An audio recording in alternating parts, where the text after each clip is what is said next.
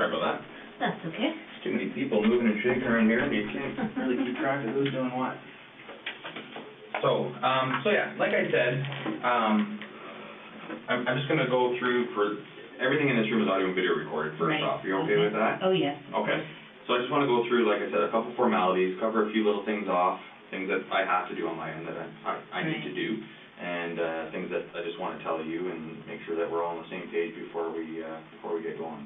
Okay. Okay?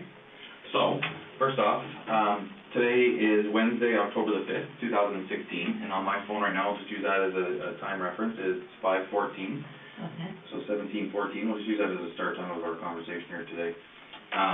Again, my name is Nathan Hergott with the Woodstock Police Service. I currently work in our crime unit. Okay. And we met a short time ago in downtown Toronto, correct? Yes. Right. Yeah.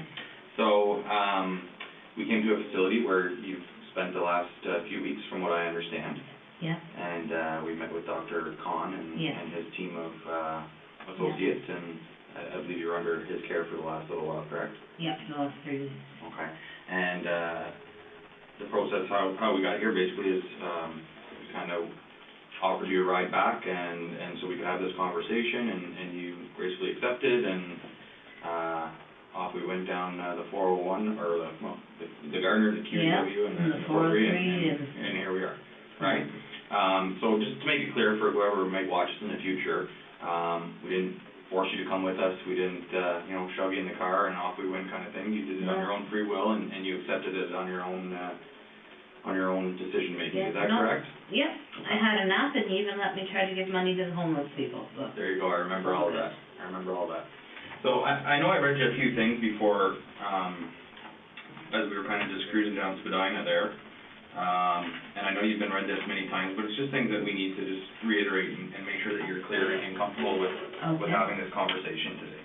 Okay. Okay. Like I said, based on our investigation, there could be some pretty serious criminal charges that result of our investigation. Okay. So having said that, if you wish to speak to a lawyer at any time, I don't want you to hesitate. We can make it happen whenever you like. So whether it's now, 5 minutes from now, an hour from now, or 3 days from now, whatever the case may be. We're not going to be asking questions for 3 days, are we? I hope not. No, I hope not. I'm just saying that any time that you want to speak to a lawyer, that you're kind of in our company, or whatever the case may be, you let us know, and we can make that accommodation for you. Does that make sense? Yeah. Okay, because in your position as a Canadian citizen, you're entitled to have free legal advice from a legal aid, duty counsel lawyer, a lawyer of your choice, whoever you like. Okay. Make sense? Yes. Okay.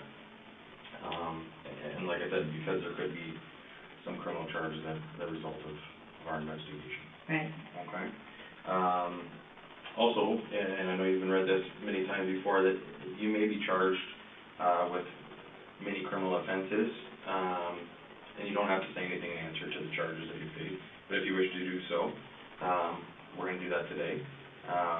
But whatever you do say could be used in court. So I know we had that conversation in the car on the way back to Woodstock, and I asked you to repeat it in your own words, and you kind of gave us a few of describing it in your own vocabulary. As you said something like, it's not Vegas. What happens in the car on the way back doesn't necessarily stay in the car, right? So same thing in this room. Anything that you say and everything that we talk about could be used as evidence at court. Yep.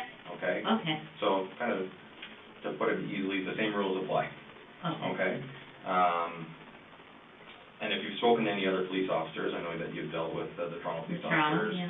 There was a couple officers in the car on our trip back here. If anyone's persuaded you or tried to push you into making a statement, whatever they said, I don't want that to influence you in any way. Okay? No, what I'm about to say, I'm giving up my own free will. Okay. All right. And I appreciate that. And we'll get moving forward. For another few things, and I know that we said this in the car, you are not under arrest right now. Okay. Okay, I want to make that very clear to you. Okay. Okay, you're not under arrest. The door is unlocked. Okay, I'm not impeding your way to the door. If you want to leave at any time, if you want to stop talking to me at any time, you just let me know, and we'll just carry on from there. Okay. Okay, but you're not being held here against your will. We're not forcing you to speak to us. We just have some follow-up, some some follow-up questions from the investigation that kind of got going while you were in Toronto. Yeah, being interviewed is hard because it takes so long. It does. So I'll do my best, like I said, if I have to get up and pace around a bit or whatever. If you want to take a break at any time, you let us know. If you want to get up and pace around, I'll just kind of hang tight here and we'll just keep conversing as long as you're comfortable. I'll go as long as I can. Okay. All right. Sounds good. That's kind of all the formalities, but like I said, those are the things that I just wanted to make sure that we're clear to you. And if you have any questions for me before we get started, the floor is yours. If there's anything or any concerns that you have. No, I want to get through this and find out what happened to my mom and dad, because I know they're upset because someone went to visit them today. Okay. And visited them today, and they said, you know, they're here, we're concerned, what's going on? Yeah. Oh, I can imagine. I honestly don't have those answers for you, but I can get them for you. My role in this investigation so far has been not as in-depth as some of the other officers, but my task today obviously was to travel to Toronto and meet with you, with my fellow co-workers, and come back here and have a conversation. So that's kind of where I'm at right now. But I can definitely get those answers for you, and I don't want to upset any more people that need to be, especially your mom and dad. Yeah.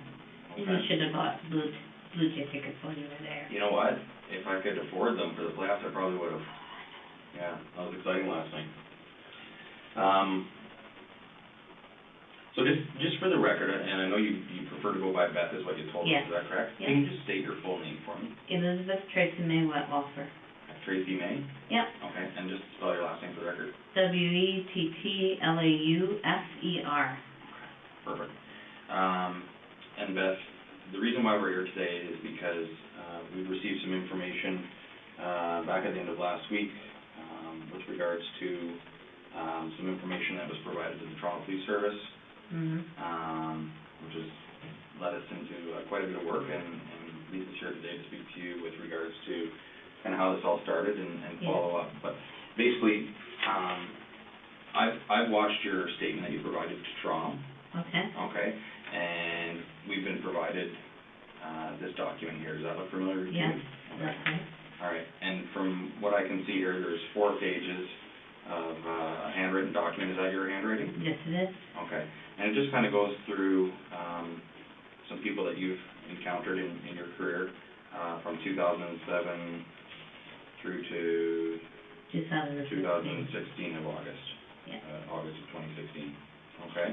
So that's kind of the focus of our investigation right now is the information that you've put on these 4 pieces of paper. Yes. Okay. But before we get into that, I just want to kind of get an idea of your career and where you've been in your career and kind of how you got into things. And registered nurse. I started from here in Park Secondary School.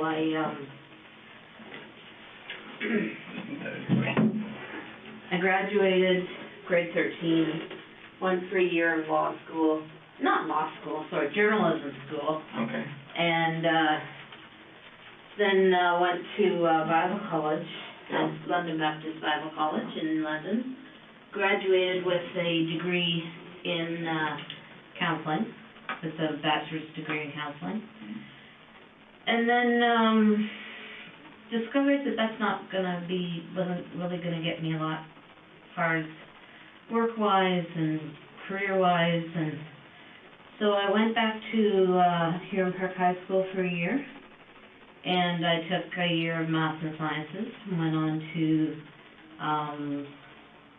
Conestoga College, and it's in Kitchener, but they have Stratford campus, so I went there for the 3 years. Okay. And then when I graduated there, I worked in a place called Geraldton. Okay. Which is 16 hours north of Toronto. I was going to say that's quite a bit north, isn't it? 3 hours north of Thunder Bay. Yeah, that's ways up there. Yeah. Worked there, couldn't stand the isolation, moved back. Worked for an organization called Christian Horizons here in town in one of their group homes till 2007. At which time my marriage fell apart in February 2007, and I met a woman online Okay. and she decided to move to be with me. Okay. So, I ended up quitting the job I was at and going to Caress and Care to make a little bit more money, because I was the only bread earner. Mm-hmm. So I started working at Caress and Care, I believe it was June 2007. Okay. And how long did you work there for? Until, 2014. Okay. Yeah, till, I think it was March 2014. And were you always in the same role, or As did you do a different roles at Caress and Care? Or? I was a registered nurse. Yeah. And registered nurse's role is always the same. Yeah. But, I worked in different areas of the home. Okay. There's 5 wings to Caress and Care, so I worked in different areas. Right. Okay. All throughout the 7 or so years that you were there? Yes. Okay. And at that point, did you have different supervisors from unit to unit, or No, did you ever there report was, to the same person, or? there was one supervisor, Helen, she was the head nurse. Okay. And then there was, people under her, Shelley, Jeanette, I don't remember the rest of them. Then there was an administrative head, and I think for most of that time it was Brenda. Right. Okay. And then from Caress and Care, I know you've had a few other. Yeah, I went from Caress and Care, fired from Caress and Care. Okay. For a medication error. Yeah. Then from there I went to Meadow Park Nursing Home. Okay. And left there to get help with an addiction issue. Okay. Hoping that it would get help with that as well. Mm-hmm. And then when I came back, I started working again in January. I left Meadow Park in September of 2014, and I started working for a nursing agency called Lifeguard in 2015, and I worked with them for over a year, and then in July 2016, I started working for St. Elizabeth Healthcare. Okay. As well, I was still working for Lifeguard. Oh, okay. And how did that work? Did you just split your time between the two, or was it just kind of a part-time position at both organizations? St. Elizabeth was my priority. Okay. So, and Lifeguard is very much, you pick up the shifts as they come. There's very few scheduled shifts, so Gotcha. I could say yes and no to them and focus on St. Elizabeth. And were those roles where you would do in-home care with different clients? With Lifeguard, it's an agency, so you go into nursing homes, you go into people's homes, you go into retirement homes. We did a lot of different things, a lot of one-on-ones with people, Mm-hmm. in their own homes, Mm-hmm. 12-hour shifts, 8-hour shifts, Okay. sitting with them. Okay. A lot of stuff I did was sitting with palliative patients. Right. Okay. That would be tough. It was okay. Yeah. Because I knew they were going to die, Yeah. and it was just an opportunity to give the family a rest. Yeah, absolutely. So. Yeah, it's an important role. I mean, a lot of people wouldn't see it that way and wouldn't even notice the care that these people are giving from people like yourself, right? So to give the families a bit of a break and take that role is important, which a lot of people don't see, right? Because when someone's dying in the house, Mm-hmm. families don't want everyone to be asleep at once, right? And that can be very hard if you're not able to do that. That's right. But if you have a nurse there that says, no, it's okay, I've got this, I know the medications they get, it's going to be all right, then... Everyone kind of rest easy. Yeah. Yeah. Good. Back at Meadow Park, what was your addiction? Hydromorph. Okay. All right. Hydromorphone. Okay. And how much were you using? And... I was a binge user, so I would use what I could get a hold of. Okay. By stealing it from the patient. Okay. All right. And how would that work? Would it just be in their allotted medications, or would you have access to a card to feed your addiction? There's some in their allotted medications. Some of them had confusion, so they couldn't tell the difference between what pills you were giving them, so I could give them a laxative instead of their hydromorph. Okay. There was, a lot of them had as needed, so it would be in a big card, Mm-hmm. and then they'd say, I would just punch out that, oh, Barney needed 2 of those today, and oh, Billy needed 3 of those today, when they really didn't, Okay. and that's how I would get a hold of it. Okay. Every once in a while, there was also a, big drug, holder, like a safe almost, that we would put the drugs in. Okay. Once, like if somebody died, Yep. and there were like 23 hydromorph left, we'd slide the whole card into the drug holder. Well, if you picked it up and turned it upside down and shook it, you'd get drugs back out of it. Okay. So, So you had your ways. yes. Yeah. Okay. And was that ever an issue with Stadler? Were you ever confronted, or did that go totally undetected for the time you were there? There was a time when hydromorph was delivered to the home, and it didn't get put away right away by the person who should have. And so I took the hydromorph and put it in my bag and took it home, and it wasn't discovered for months. Okay. And so I just played dumb. When the police phoned about it, I played dumb. Yeah. And that was that. Yeah. All right. So as a binge user, then, like, how much would you be using on a?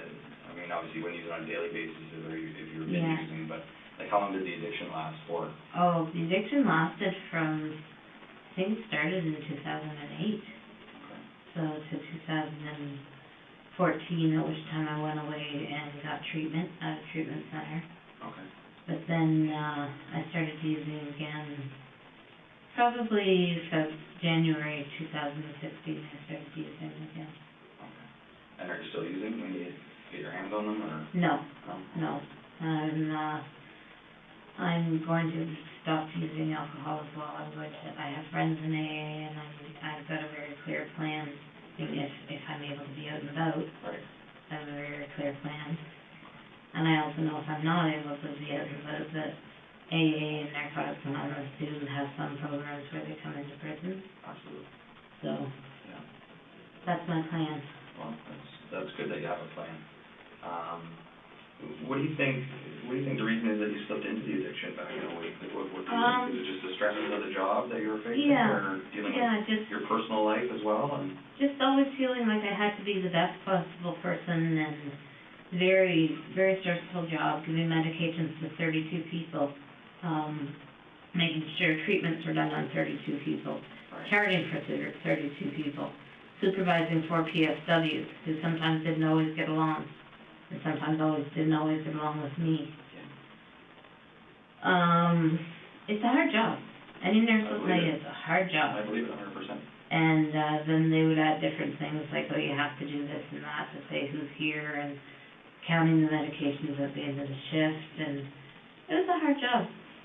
And I always was putting this pressure on myself to be a really good nurse and to do everything perfectly. Mm-hmm. And every once in a while, when I could get a hold of a hydromorph or 2 and take it, then that pressure was gone. Right. And the treatment center that you went away to, where was that? I cannot remember. Okay. I've tried to remember. Yeah.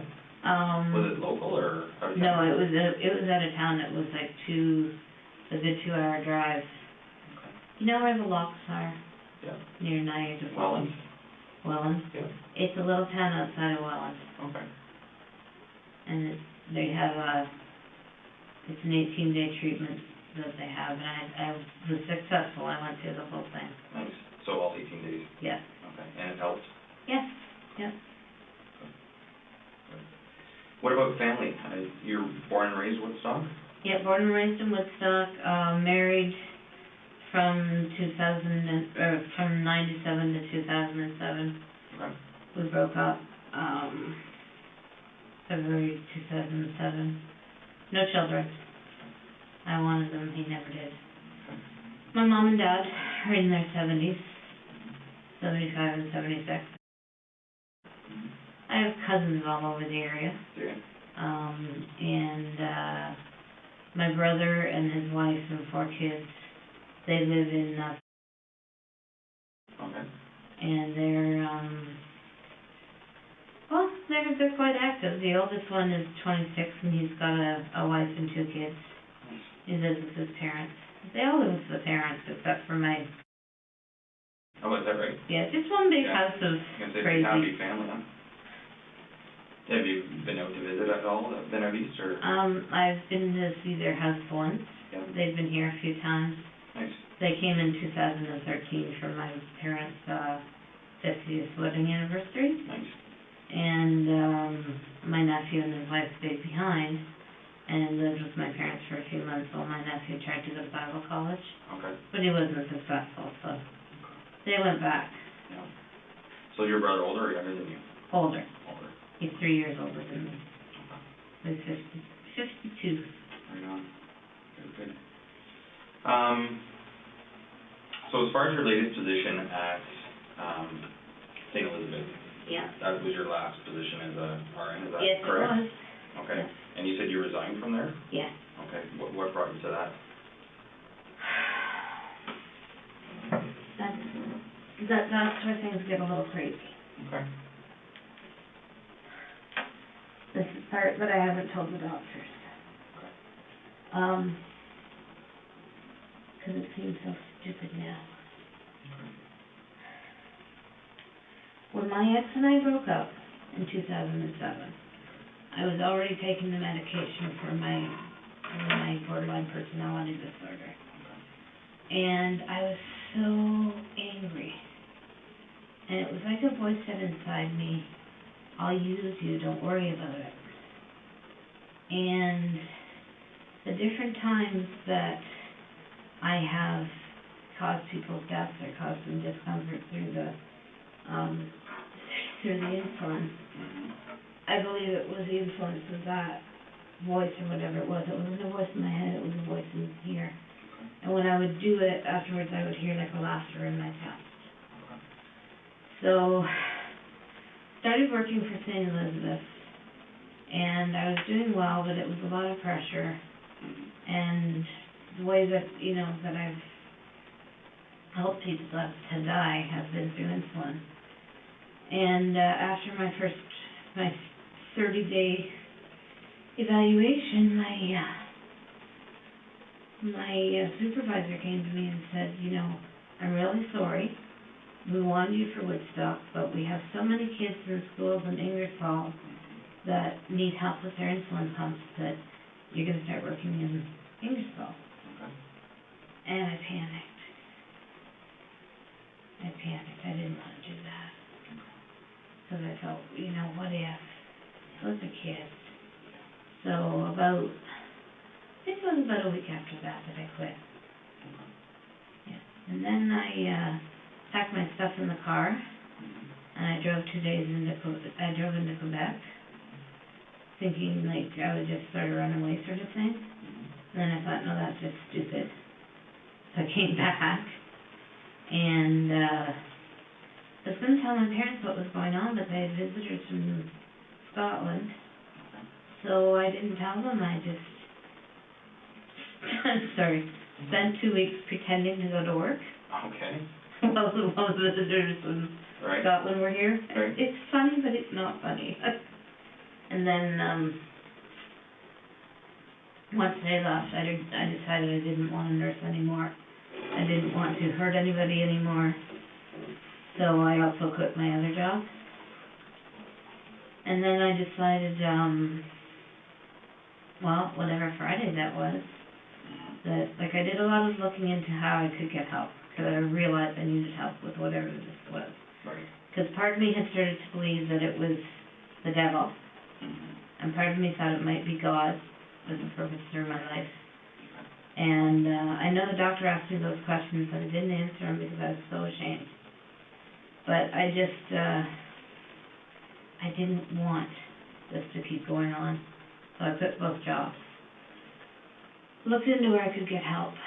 Dr. Fernando is my psychiatrist, and he's not a very nice man.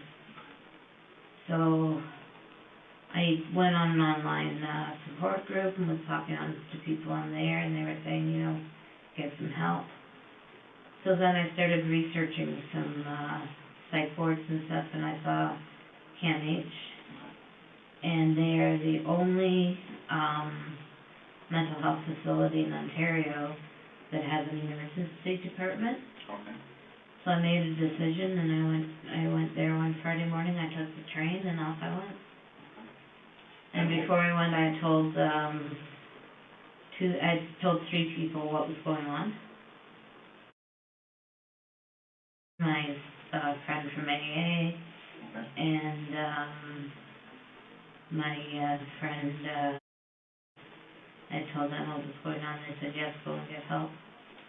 And my friend drove me to the train station. And when you say you told them what was going on, did you get into details of why you were going to seek help, or? I told them that I had been killing people using an insulin overdose. And they all said, yes, you better go get help. So off I went. Okay. And? She's a friend from when I used to work at. Okay. All right. His last name? Okay. And she drove you to the train station on the Friday morning? Yeah. To the Woodstock train station? Yep. Okay. And then your other friend? Is my cousin. Okay. And she's a cousin of yours? Yeah, she lives in BC. Okay. And if you don't want to tell me, that's fine, based on the reason why this person may or may not be a friend, but your AA friend. My AA friend, yeah. Okay. I can tell you her first name, but okay. Otherwise it's confidentiality. And I don't want to dig into that at this point. That's not a problem at all. So did you disclose the same thing to all those three people? That I had been giving insulin overdoses. I didn't say why, because at that point I felt so stupid. Yeah. It just felt so stupid. And Beth, to be honest with you, I admire the way that you're conducting yourself and telling us and having this conversation with me. I thank you for that. And I'm not here to judge in any way. I know. So I want you to know that. And I'm not a doctor. I know you spent a lot of time at CAMH the last 3 weeks, right? Yeah. And I'm far from a doctor, but I do appreciate you telling me the truth and telling me the way that these things happened and played out. Yeah. And I admire you for that. And it's, it's been a while because I've been stewing about, do I give the names of the people that I killed? Right. Because then here's 8 families that thought that their family member died peacefully and normally, and they didn't. And what's that going to do to those families? Right. And even up to going to the hospital, I decided I was just going to give the first names. And my cousin said, listen, they know what years you worked there. If you don't tell them the exact names, they're going to go in there and go over every single file. And that's going to be even worse for the families there. Right. So that she was the one to give me that advice, to give the names. Okay. And as far as you know, have these people reached out to any of the police agencies where they may reside to notify that you told them this? Or no. Did you tell them in kind of confidence? I told them in confidence, and they said they promised me they wouldn't tell anyone. Okay. But basically the impliance was if I didn't get help, then they'd be on the phone the next day. Okay, I got you. So did you tell them basically then on I told them Thursday? I told them the night before I went. Okay, so Thursday night? Yeah. And then you took off Friday morning? Yeah. Okay. But that's basically what they said was, if you haven't gotten help Friday, then we're calling the police. We love you, but we're calling the police. Right. Well, they just probably felt that they had a obligation, right? Yes. Yeah. Whether it be a moral obligation or however they saw it, right? Yeah. What medications are you on right now? I'm taking fluvoxamine. It's called Luvox, 200 milligrams. It's anti-obsessional and an antidepressant. Okay. I'm taking 300 milligrams of Seroquel, which is an antipsychotic, and they upped that when I was at CAMH. Okay. Which has really helped clear my thinking. Has it? Good. And then I'm taking a couple of blood pressure medications, and then I've got some loxapine for when I get really agitated. Okay. And when we left the hospital, you had taken, I believe, some Ativan, is that right? I took 2 milligrams of Ativan when we left the hospital. Right. Which was, you guys noted the time, 1:30 or something like that. Right. Yeah, exactly. And I've had nothing since. Okay. And I know that the Dr. Khan provided with a prescription that... Yeah, and he also gave me 2 loxapines. Yeah. And was very strict. I am not to take them till all the interviews are over, because they will start to interfere with my thinking. Okay. And then that's used to the interview. Yeah, exactly. And do you feel that you're of a clear, sound mind right now? Yes, I do. Conversing with me in this room? Yeah. Okay. Yes, I do. And everything that you're telling me is the truth and the best that you can remember? Yes. Yeah.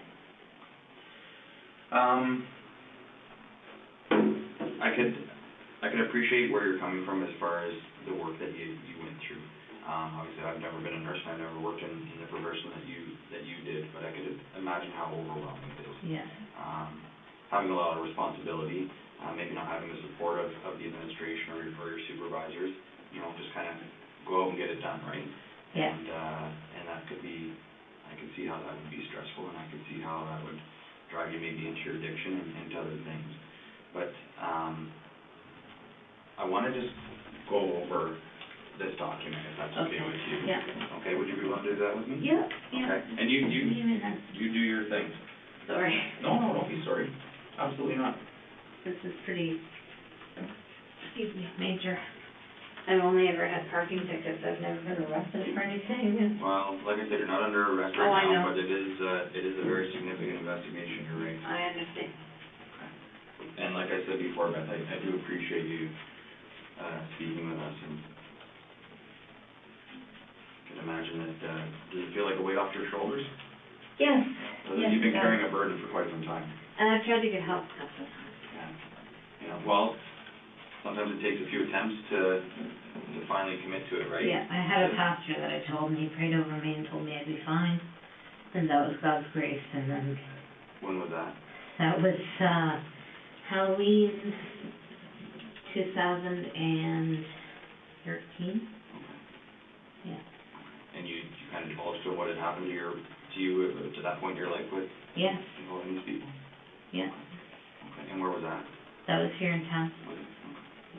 Do you want his name? If you want to tell me, it's up to you.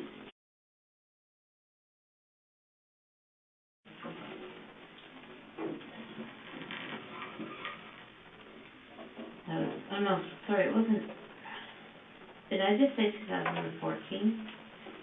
Mm-hmm. It was 2013. Okay. Okay, all right. So before we get into this, I know that there's a statement which we have and that I've watched where you attended the police station in Toronto, at 52 Division, is that correct? Yeah, that's Okay. correct. And I think it was Detective Hamilton, and I honestly can't remember the other detective's name now. I know it started with an A. And you met with them for, I was going to say about an hour and a half. That was nuts. Yeah. And at that point, you had in your possession a photocopy of this document, Yes, right? right. And you went through and you read it out. Yes. Okay? And then following that, they started with the first name on the list, and they wanted to just try and get a little bit more detail of Yes. of the involvement in each circumstance, in Okay. each death, right? Okay. That's what I'd like to do today, and just get some more detail. Okay. Okay? So... It's a long list. It is, but I think that you and I think we can get through it together. Yeah, I'm sure we can. As long as you're patient with me. I've got all the time in the world. I'm not going anywhere. Because I'm physically comfortable. It's a nice chair, but... Yeah. Anytime you need to get up and wander around, like I said, if you want to take a break and have me leave and just kind of stretch your legs and whatever the case may be, go ahead. Okay. Okay, if you have to use the washroom at any time, just let me know. All right. Okay? Because like I said, I'm here as long as we need to be. Okay. Okay, and I'm not pressuring you to stay any longer than you want to, but I think if we just kind of sit down and go through this, like I said, we'll get through it together. Yes. I'm a pretty patient person, and I'm here to just listen to what you have to tell me, okay? Okay. Okay, and like I said, I appreciate it. Okay? So,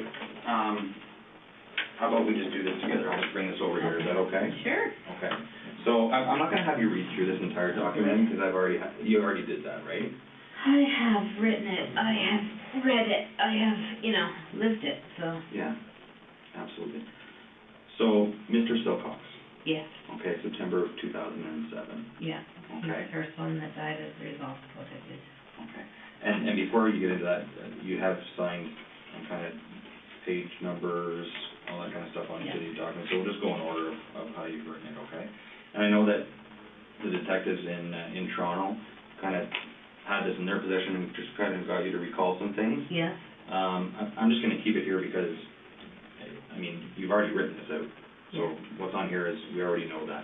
I just have some follow-up questions just with regards to each circumstance. So, Mr. Silcox, it says here you were working a double shift from 3 till 7, right? 3 p.m. to 7 a.m. Right, okay, and this was at Crescent Care? Yes. Okay, in Woodstock? Yes. Okay.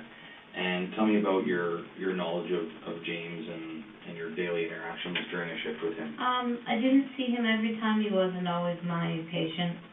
I just knew from what people had said that he would grab the nurse's breasts and buttocks, and he would say horribly inappropriate things about his wife, that now he was there, he was going to fuck all of she was going to fuck all of Woodstock, and just would say inappropriate things. And he did touch me inappropriately once. And where was that? On your my body? breast. On your breast, okay. And were you alone in the room at that point? Yes. Okay. Did he have a roommate at all? Did James have a roommate? He must have. He wasn't in a single room. So he was either in a double room or a quadruple room. Okay. Would you remember any other residents that would be roomed with him at that time? Or? No. No? Okay. No. That's okay. What portion of the home was James in at this point? He was in there's an east wing, south wing, north wing. He was in the north wing, about halfway down, and he was either in a double bed or a quadruple bed. Okay. All right. And the diagnosis of his health at the time you were caring for him, do you remember? He was post-hip surgery and he had dementia. Do you remember how old he was approximately? No, I don't. I'm going to say 80s. In his 80s? Yeah. Okay. And, sorry, he was not a diabetic? Not a diabetic. And, sorry, you said he had dementia? Yes. Okay, which you've also noted here as well, right? Yes. Okay. So tell me about the night, was this the first person that you did this to? That I tried. Well, there were other people that had done it to who didn't die. Prior to James? Prior to James. Okay, and are they documented on here? He's the first one who died. Right. Back here? But there's some other... People who didn't die. Right, so I can't read that first name. Clotilde Adriana. Okay, so that was, I mean, they're both September 2007, but that was before James? Yeah. Okay. So, was this your first attempt at overdosing these people on insulin? Yes, Clotilde was. Clotilde. And I didn't really want her to die. I don't know, I was just angry and had this sense inside me that she might be a person that God wanted back with him. Okay. And is that feeling you're referring to that you had in your stomach at times? Yeah. Okay, is that the point, and I hate to get off topic here, but the point where you had these feelings in your stomach and almost that laughter after it happened? Yeah. Is that the part that you didn't tell Dr. Khan? Yeah. Okay. Okay, I just wanted to be clear on that. I told him about the laughter in my stomach, but not the feeling that this might be the person that God wants. Okay. Because I just sounded so stupid. It's your feelings, right? Mhm. I honestly felt like God wanted to use me. And Dr. Khan kept asking me, do you think God has chosen you for a special purpose? I kept saying no, because that did not sound like a special purpose, you know? Yeah. So, but yeah, I just had a sense after my marriage broke up that God was going to use me for something. And then after a while I started to really wonder after some of the murders if it was God or if it was the devil fooling me. Mm-hmm. Did you feel like you were doing the right thing for these people? No. No. I felt like I was doing what I was supposed to do, but it wasn't what was right for them. Okay. So James, then, it was in the evening that this one took place, right? Yeah. It says here at about 9:30. Yeah. Run me through About portion of things. 9:30, I gave him a dose of 50 milligrams of insulin. He's not diabetic.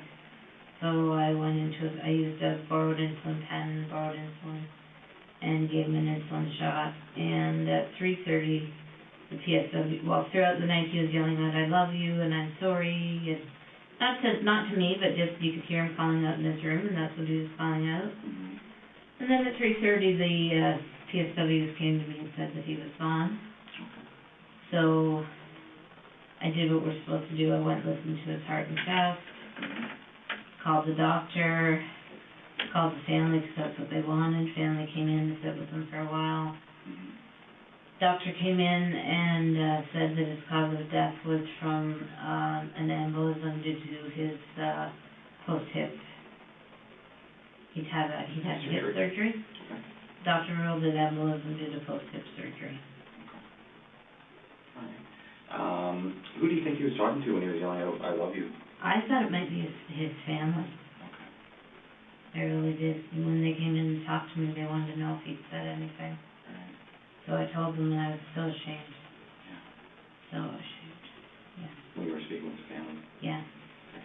And is that the family that kind of commended you for the work that you had done? And yes, and that I've been there for them, and yes. How did that make you feel? Awful. Yeah. Absolutely awful. How did you deal with it? I just went home, went to bed. You know, I felt awful. Maybe I fought with my girlfriend. Did some exercising, you know. Yeah. Played some games on the computer and just tried to forget about it. Okay. Did you have a problem sleeping that night at all, or anything like that, or did you? Well, I was working nights, so I was. During the day then. I would say I tossed and turned a bit. Yeah. Felt pretty bad. And I didn't want to see the family again. So I tried to make sure I wasn't working when they came to pick up his stuff, and I wasn't. And what room, do you remember, like a room number, or just, like you No, said? it was down in our phone. The wing, yeah. Okay. Where did you get the insulin from for James, for Mr. Silcox? You said you had taken some insulin pens. Where did you get those? The insulin was kept in a fridge in the medication room. Okay. We had 2 medication rooms. Insulin was kept in a fridge in the medication room, and extra pens were kept in the drawer.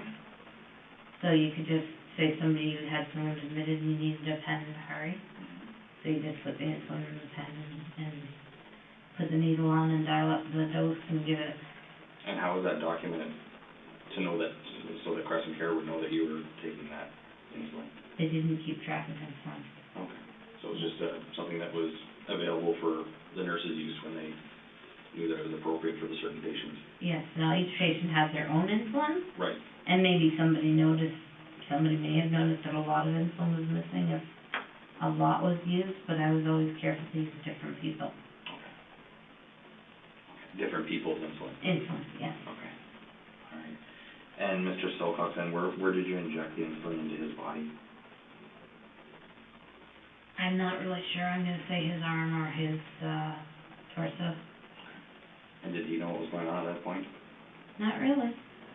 Was he a verbal patient? Like, could he converse with you and communicate? He didn't really converse. He did a lot of yelling out. I don't really remember him reacting when I gave it to him. So, he didn't react? I don't remember him reacting, no. Okay. Would he maybe just think it's a regular portion of his day and Probably. receiving the medications that he so required? Probably because he had dementia. Okay. Yeah.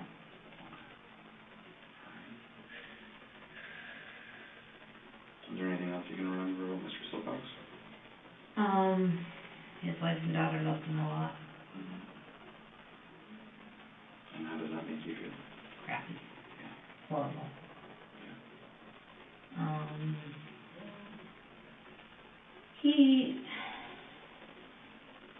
Yeah. Like I said, he could be a bit of a handful, but, you know, he ate and drank normally, he took his pills when you told him to, Mm-hmm. so nothing else I can really remember about him. But this is, 9 years ago, so. It's a while ago. Yeah. How long after, when did you break up with your husband? I broke up with him. August 2007? Oh, no. I broke up with him in, end of January, beginning of February 2007. Okay, so it was quite some time till September until you actually, Yeah. all right, I guess. By that time, I was in a new relationship with a woman. Okay. Who was that? Her name was Maurice.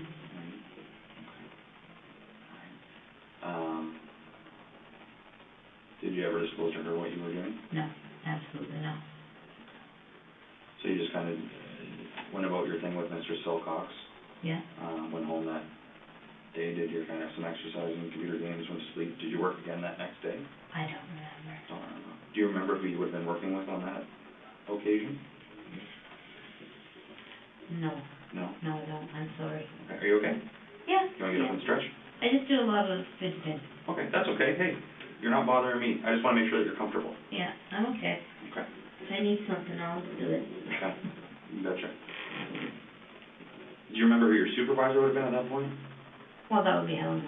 That was the head nurse? Yeah, she was always, like, whoever was on as the nurse was the charge nurse. Okay.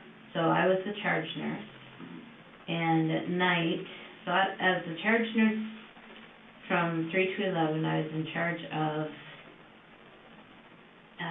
1, 2, 3, 4, 5, 6, 7, 8 PSWs, and I was and then there was 2 other wings, and so at night, as the charge nurse, I was responsible to look after the RPN on the other side. I'd be a resource for her. Okay. There were 4 PSWs on that side and 4 PSWs on my side, so 9 people. Okay. And then Mrs. Conley, of course, she wasn't around with me. Okay. She's for Katie's. Yeah. So she's who we all answered to. She was, her and the executive director, Brenda, I don't remember her last name.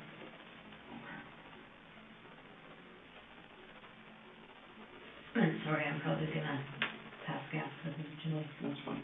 Don't worry about it. So, as far as Mr. Silcox goes then, besides what you were feeling in your stomach, and besides that you thought that this was a purpose that you were given on, from your relationship forward after breaking up with your husband, right? Yeah. You indicated that he wasn't a very nice man. No, he wasn't. Is that a portion of what happened? I don't know. Okay. I wonder if that's a portion of how I chose him. And afterwards I did feel a release and a relief. Like a relief of pressure. Okay. Because throughout this document, and as we go through it, a lot of these people, you kind of describe them as not very nice people. Yeah. Right? Yeah. So I'm not sure if that's a tendency or a pattern that we see as far as, is that why you chose these people? Yeah, it might be, but I also know I just felt like they were the ones. Right. I had a feeling inside that they were the ones. Before you injected insulin into Mr. Silcox, was it a spur of the moment thing? Had you thought about it when you reported for duty at 3 o'clock in the afternoon? I started thinking about it about 6 at night, I think. Okay.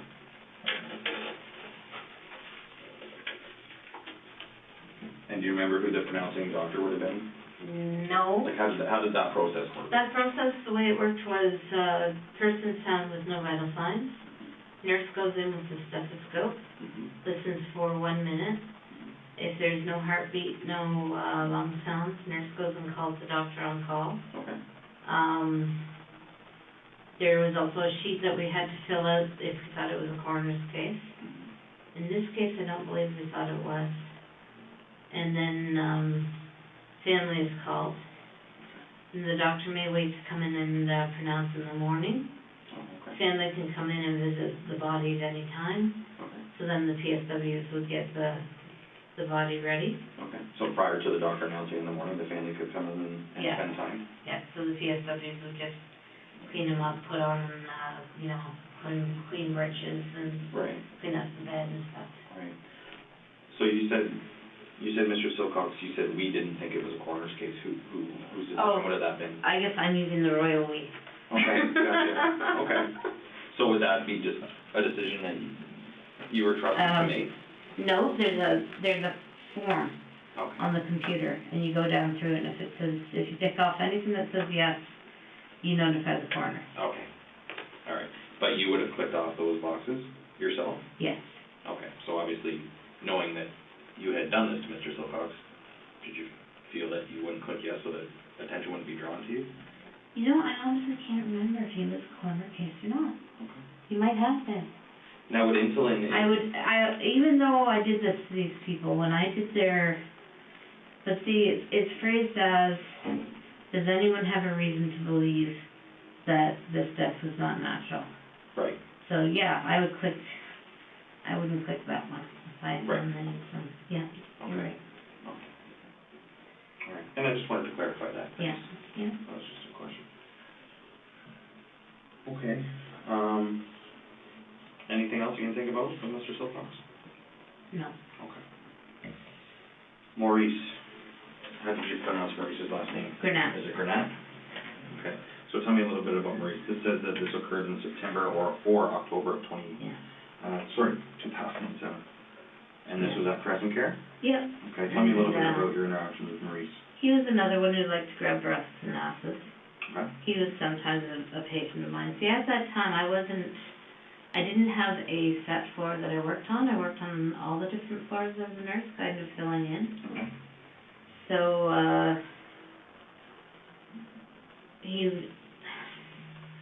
one afternoon I was working with him and he did grab me. And again, I got that feeling inside that this is his time to go. So I gave him an overdose of insulin after supper. And I believe he died the next day. And what was your shift at? Do you remember what shift It you were was working at that 3 point? to 11. 3 p.m.? Yeah, to 11 p.m. Till 11 p.m., so like So an afternoon shift. he died when I wasn't there. Okay. And he was known for, it says here, grabbing the staff's breasts and asses. Yeah. Okay. And do you remember who you would have been working with at that point? No. Okay. Do you remember where Maurice was within Crescent Care? Yeah, he was down in the north wing. I think he was in a double room on the right-hand side. Okay. Yeah. And do you remember who his roommates would have been at all? No, I don't. But I do remember that when he started going downhill after the insulin overdose, they moved him to the palliative care room right by the nurse's desk. Okay. And at what point of the day do you think that you, sorry, I think you said this already, but just to confirm, what time of the day do you think it was when you had injected him with An insulin? injection? It was afternoon. I think it was 4:30, 5:30. Okay. All right. And what was his reaction to receiving the insulin? Again, it was just kind of like, oh, okay. I just said, the doctor wants you to have a vitamin shot. Okay. That's what I usually say. And was he able to communicate? Was he verbal? He was verbal. Could converse? Not totally, but he could say something, yes. Okay. All right. And did he question his vitamin shot at all? No. Okay.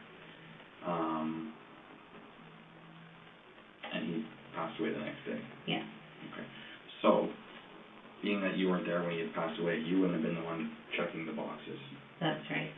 So, do you know, by chance, what nurse would have been responsible for Mr. Grenat?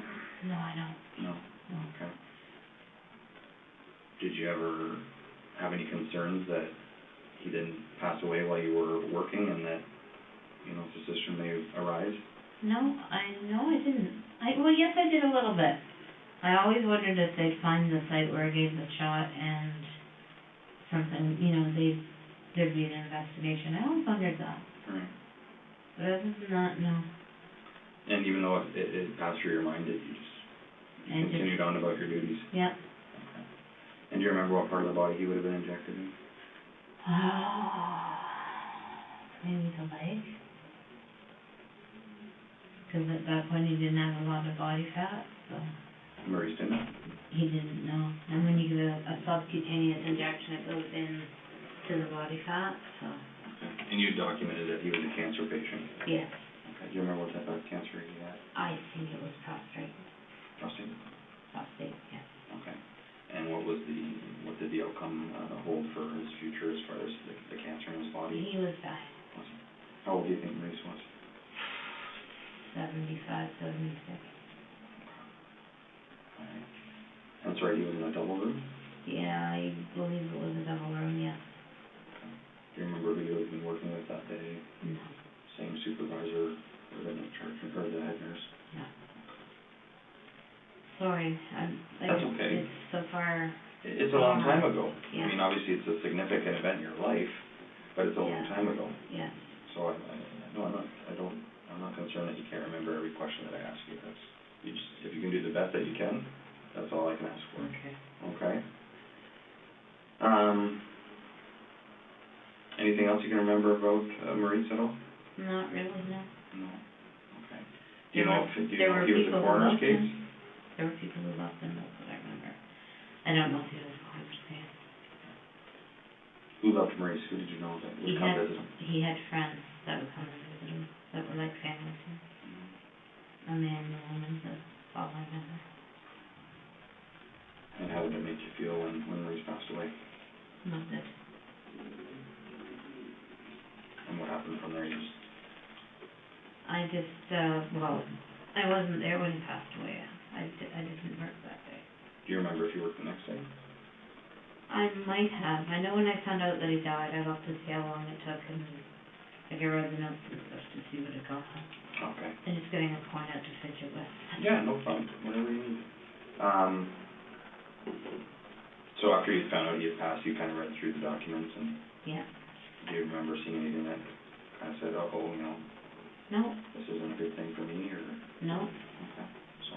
And even if I had, I couldn't have altered them. You could have, or could not. Okay. The next person on your list is Helen Matheson. Yeah. Okay. So you go from September or October to 2007. Yeah. And then Helen was 2011. Yeah. What happened between those years? I think you'll see that Was there some attempts? Okay. In 08, 09? Yeah. Okay. Okay. And we'll get to those. Yeah. Okay. Helen, I don't remember a lot about. She was very quiet, very determined. Just seemed to be waiting to die. Mm-hmm. Again, I had that feeling that, this is the one. Mm-hmm. And I made a bit of a fuss about her that night because she was very lucid. Mm-hmm. And we talked about how much she liked blueberry pie and ice cream. Okay. So on my break, I went to Walmart. I got a small blueberry pie and some ice cream. Mm-hmm. And brought it to her, and she ate 3 or 4 bites. Nice. And then that night I overdosed her. Because, like I said, I had that feeling that it was her time to go. And what do you mean by that? Do you think she was towards the end of her life at that point? No, that she was the person to go next. Okay. And that was in your mind, in your stomach? Where was that feeling? In my chest area. And after I did it, I got that laughter. When would you feel that laughter? Would you feel it right after you injected it, or once the person passed away? Both. Yeah. Both. Okay. And Helen was, you state here that she wasn't a diabetic? No. Okay. Just out of curiosity, how much insulin would it take to kill someone that wasn't a diabetic? Or I don't know. You don't know that? No. So it was kind of hit and miss. You didn't know that as a nurse, that this amount? Or? No, there is no set amount. Okay. And I just simply just don't know that answer. There is no set amount. Okay. All right, so different people would react differently to different amounts, is that fair to say? Yes. Okay. Yeah. And would it obviously make a difference if they were diabetic or not a diabetic? Yeah. I believe she died the next day. Okay. And it said, have it out here, the doctor declared her to be palliative, and she died 2 days later. 2 days later, okay. And do you remember how much insulin that you had given Helen? 60? I don't know. And where would you have gotten that from? From the same supplies I always get it. Okay. Do you remember where Helen was in Crescent Care? Yes, she was on the south wing, and probably about 4 doors down from the nurse's station, in a double room on the right-hand side. If you were facing the end, she was on the right-hand side.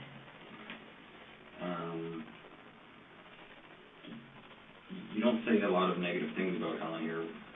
Did you get along with her okay? Did she ever do anything to harm you, or? No, she was very quiet. It was just, I got that feeling that she's next, it's her time to go.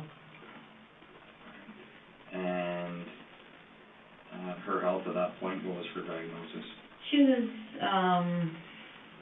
I couldn't tell you her diagnosis, just that she didn't get out of bed a lot, and she had to be fed her food and fed her pills. So she was near her end of life. How old do you think Helen was when this happened? I'd say about 85 or 86. And do you remember what doctor were you there when she passed away, the 2 days later? I don't think so. You don't think so? So you wouldn't be which doctor pronounced her, you wouldn't No. be too sure? Once I gave the insulin overdose, unless I was there for the shift I died, I just kind of laid low and didn't, have anything to do with them. So if you issued an insulin injection to somebody, Helen for instance, do you remember where Helen was injected? Probably her arm. Okay. So do you remember if she had a reaction at all? A reaction? Did you know if she confronted you in what you were doing at all? Was she able to... She might have said, ow. Was she used to getting insulin or needles? I don't know if she was. Okay. Alright. But she wasn't combative or she didn't confront you and ask you what you were doing? No. Okay. Alright. And you said once you gave them their insulin, I tried to stay away from it. Sometimes I was very interested to see what was happening. I would just try to stay away from it. Okay. Would you ever go back into their rooms while they were still alive to see kind of how they were progressing through the... If they were my charge, yes, I had to. Okay. Even though you had attempted to take their lives? Yeah. Okay. And you would, what kind of symptoms would they show? Is it different for everyone? Or? Well, usually they'd get very diaphoretic, red. They could lose consciousness. They'd shake. Some people, one person had a seizure. I think it was just one person. 2 people stroked right out. Right after receiving the... Not right after, but they stroked out. Over time. Actually 3 people, because they believe James stroked out as well, so. Mr. Silcox. Mr. Silcox, yeah. Okay. Okay. Okay, November 2011. Mary Zerwinski, is that? Yeah. How do you recall her last name being pronounced? Yeah. And this was at Crescent Care? Yeah. Okay, and you said that she wasn't a diabetic, but she had dementia? That's right. Okay. But she could talk and communicate a lot. Mary could? Yeah, she was feisty. Was she? Yeah. She didn't hurt the nurses or anything. She was just very outspoken and feisty, and one night she said, I'm gonna die tonight. Mary said that? Yeah. And I said, oh. And she said, yeah, why don't you get me into the deathbed so I can die? And I said, are you sure? And she said, yeah, put me to bed, I'm gonna die. So I said, okay, and I went to the other nurse that was working with me, and she said, oh, okay, well, let's put her inside this care room if that's what you want. So we did, and then I thought, well, she must be the next one. I had a feeling inside of me she must be the next one. Because she was saying she was going to die, but there was no signs she was going to die. So I gave her an overdose of insulin. She became palliative and she died. I think it's been a couple of days. I think. Yeah, so she's died in the next afternoon is what you maybe know about here, but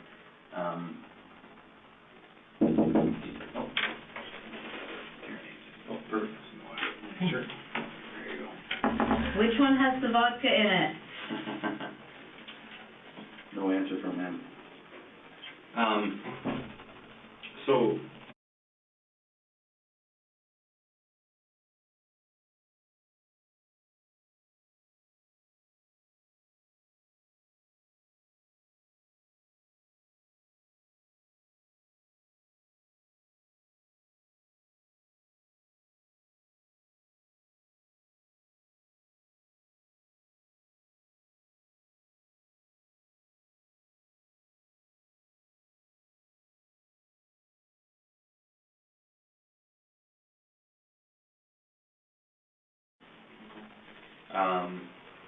where was that in relation to where she was? Like, where was Mary in Crescent? She was down the south wing, couple of rooms down from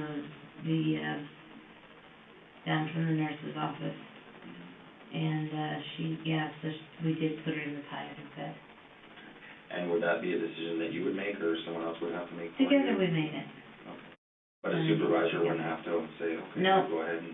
No, we had enough autonomy that if we thought someone was, palliative, we could call the doctor, tell him what was going on, move the person to the palliative bed, and get orders for palliative care.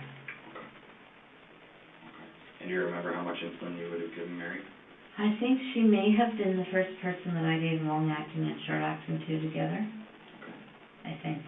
And can you just, well, besides the actual obvious, in the title of the actual drug itself, long-acting and short-acting, what was the biggest difference between the two? One drops your blood sugar right away, the other starts working through your body and dropping it gradually over a long period of time. It just keeps dropping it. Okay. And what would the combination of those two do together? Did you know, or? I didn't know for sure, but I figured it would be much stronger than just the short-acting. Right. Okay. Which makes sense. Yeah. You would know more than I would, but... do you remember where you injected Mary? Probably her arm. In her arm. And I told her it was for her pain. And you know she was in a single room, double room? Well, we had moved her from the double room to the palliative care room, right kitty corner from the nurse's office. So where did you inject her? In the palliative bed or in her? the palliative bed. Okay. And she had vocalized to you that she thought that she was going to die that night? Yeah. So I said, okay, she must be the one. When I gave the insulin, I got that feeling inside and I lost her. Has she ever said something to you before about wanting to die? Not like that. No, she was like, I want to die tonight. With being dead, I'm going to die. And that was new to you? Yes. Do you remember what shift you were working? Afternoon, 3 to 11. Okay. And about what time do you think you would have moved her into the palliative bed and injected her? Might have been after supper, so about 7. And had Mary ever done anything to harm you or No. upset you in any way? No. She was fun. Okay. She was spunky and outspoken. Yeah. Do you remember being present when she died? I don't think I was. All right. And therefore probably wouldn't be a part of checking the boxes? No, I didn't do the boxes for her. Who was there to see Mary on a regular basis? Who came to see Mary? I don't know. No? I don't know. Do you know if she had family? Maybe a son, but I don't know.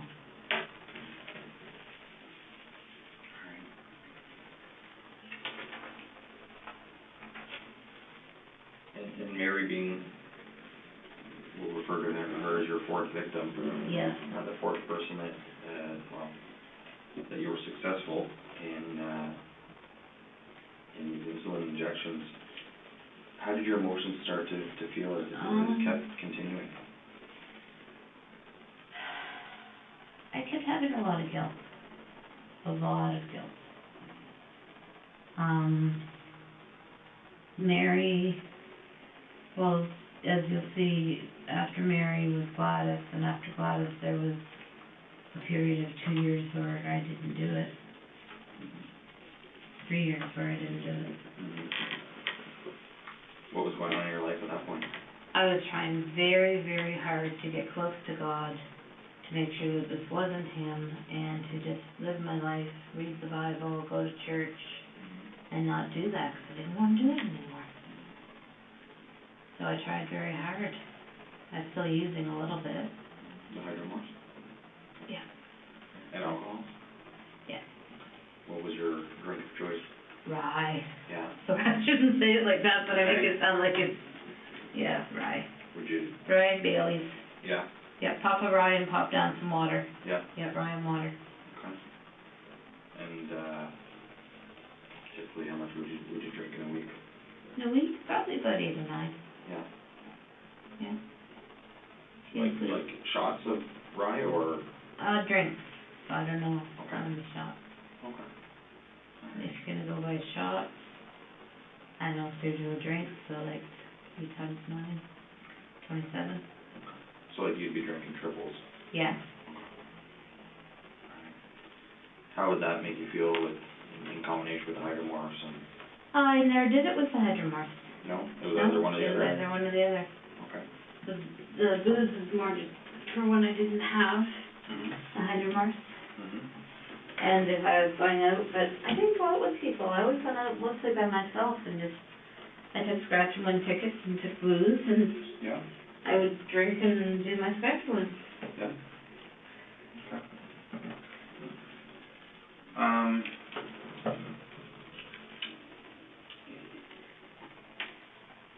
As significant and disturbing as this may be to the people that are gonna hear this and learn about this, obviously there's a lot of families that we're gonna contact Yes. and speak to.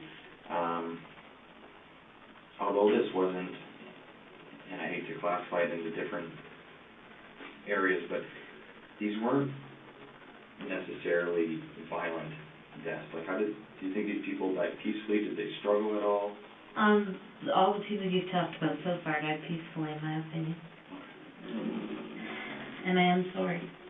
I'm sorry for what the families went through at the time, and I'm extremely sorry for what they're going to go through. It's awful. If you could say something to them, what would you say to them? What can you say to them that would matter?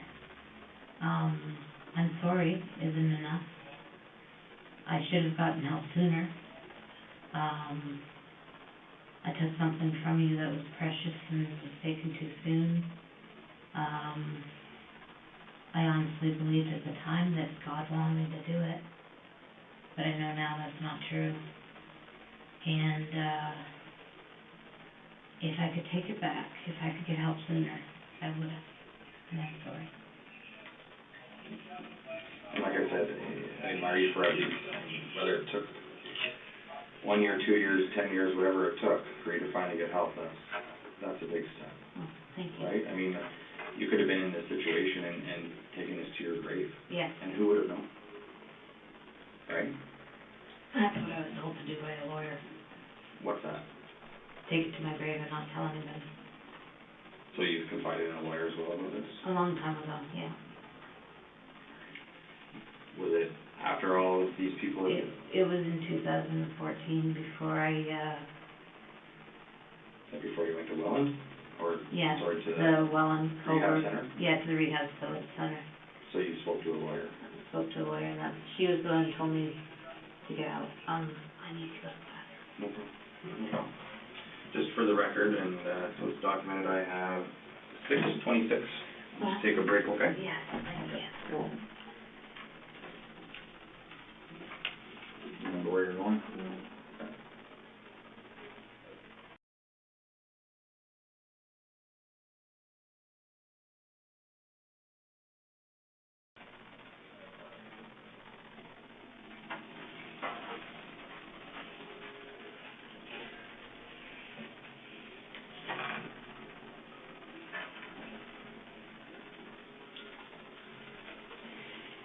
All set?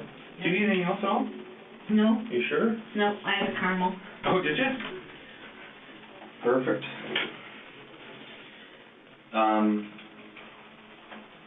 Just for the record here, I have 6:30, and that'll just resume things, okay?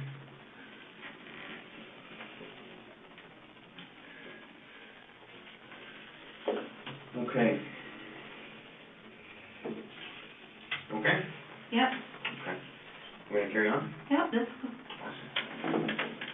So Gladys, so this takes us to November of 2011 Mm-hmm. at Crescent Care. It says here Gladys was a type 2 diabetic and had dementia. Severe dementia. Did she? Yeah. How old do you think Gladys was? 92. 92? Okay. And where was Gladys within Crescent Care? East wing, 3 doors down from the main desk, in a double room. Okay. Do you remember her roommates at all? No. No. Okay. And obviously these are repetitive questions, and Yeah. you might remember some of the roommates throughout, as we go along here, so that's why I just keep asking the same questions. Tell me a little bit about Gladys. What was she like when you cared for her? Well, when I first started caring for her, she was walking and talking, and she had quite the spirit.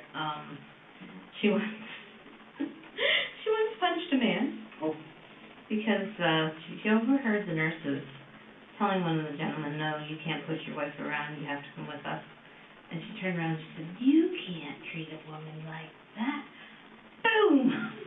And hit the man. And hit the man.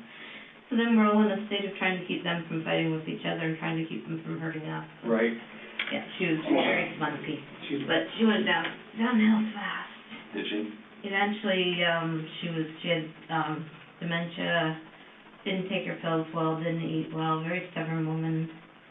And, as always, one evening I just got that red surging feeling that she was going to be the one. And, gave her insulin overdose. Did you ever get that feeling outside of work? No, never. No? Did you ever get that feeling going to work, knowing that something was going to happen that shift? No, it always happened at work. So, if I were to use the phrase spur of the moment, would it be something that you would just have that feeling come on, or? Yeah, I guess you could say it was spur of the moment, but it usually start happening, focused on one patient, and then I would feel that red surging, which is what made me think it was God. Which I'm so embarrassed. Like I said, I'm not here to judge you, right? I know. Right? I know. You explained that it was difficult towards the end, giving her pills. Do you remember where you were working with the shift when you injected Gladys? I believe I was either working nights or days. Okay. Because I know it was close to the end of my shift. Okay. But I did it, and the person who came on next shift, I think it was nights. So the person who came on next shift checked her all over and called the doctor and had her made palliatives and started her on a pain regimen. And do you remember how much insulin you gave her? No, I don't. Do you remember if it was long or short or a mix? I probably, at that point, I think I was giving everybody a mix. Okay, so once Mary was the first person you said that you gave the long and the short acting to, and then following that it was everyone from there forward. Okay. And that was again at Crescent Care. Yeah. Was that insulin taken from the same location as you always would? Yes. Okay. Was there cameras in the bedrooms? No. No. Nothing at all? No. Okay. So you could access whatever you like and. Well, not whatever you like, but yeah. But the insulin, because you said they didn't even keep track of it. The insulin, the insulin, you could get Valium, you could get, injectable Valium. It was fairly easy to take meds from there.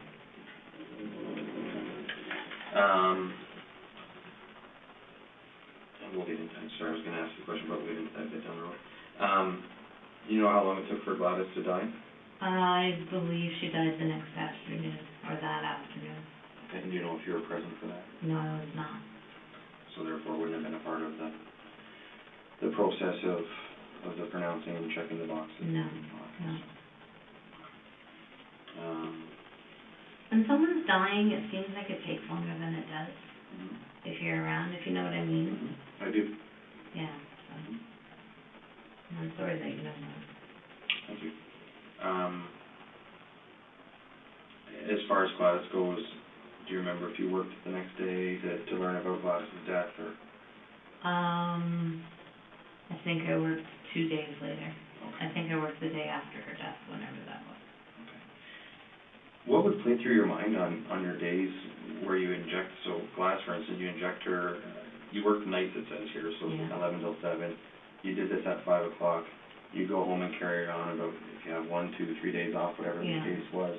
What was going through your mind on those days off? Were you thinking, when's Gladys going to die? I would wonder if she had died. I would wonder, if this would be the time I would get caught. What was I going, every time I walked in after somebody had passed away, I always wondered, is this the day I'm going to get caught? What kind of consequences play through your head? Like if you, damn, I'm caught, the gig's up. What kind of consequences do you think you're gonna face if that were to happen back in 2011? Fired, jail, no more nursing license. That's exactly what I'm looking at now, although I took myself out instead of being fired, but Right. jail and no more nursing license. As far as in 2011 though, and having that feeling, like when did those feelings start to say in your mind, like, I wonder if this is the time I'm gonna get caught? Did it happen right at Mr. Probably Silcox, every or time. did it? Yeah, probably every time. Okay. Yeah. Okay. And Gladys, do you think, did she have a reaction when you injected her? She fought a little bit, Did she? yeah. What do you mean by that? Like she struggled around, so I found a spot on her leg that I could do where she couldn't reach me and pinch me. Okay. Would that be something typical if you were giving her medication, she'd like Yeah. you to pinch? Pinch, scratch, feel up her mouth. Is that common in patients? Yeah. Yeah. And, like even the PSWs who had to change her, product, Mm-hmm. sometimes she'd fight them and scratch them and pinch them and twist their hair and, yeah. Do you think that played into any part of your actions with Gladys, particularly with Gladys? I don't know, I think some of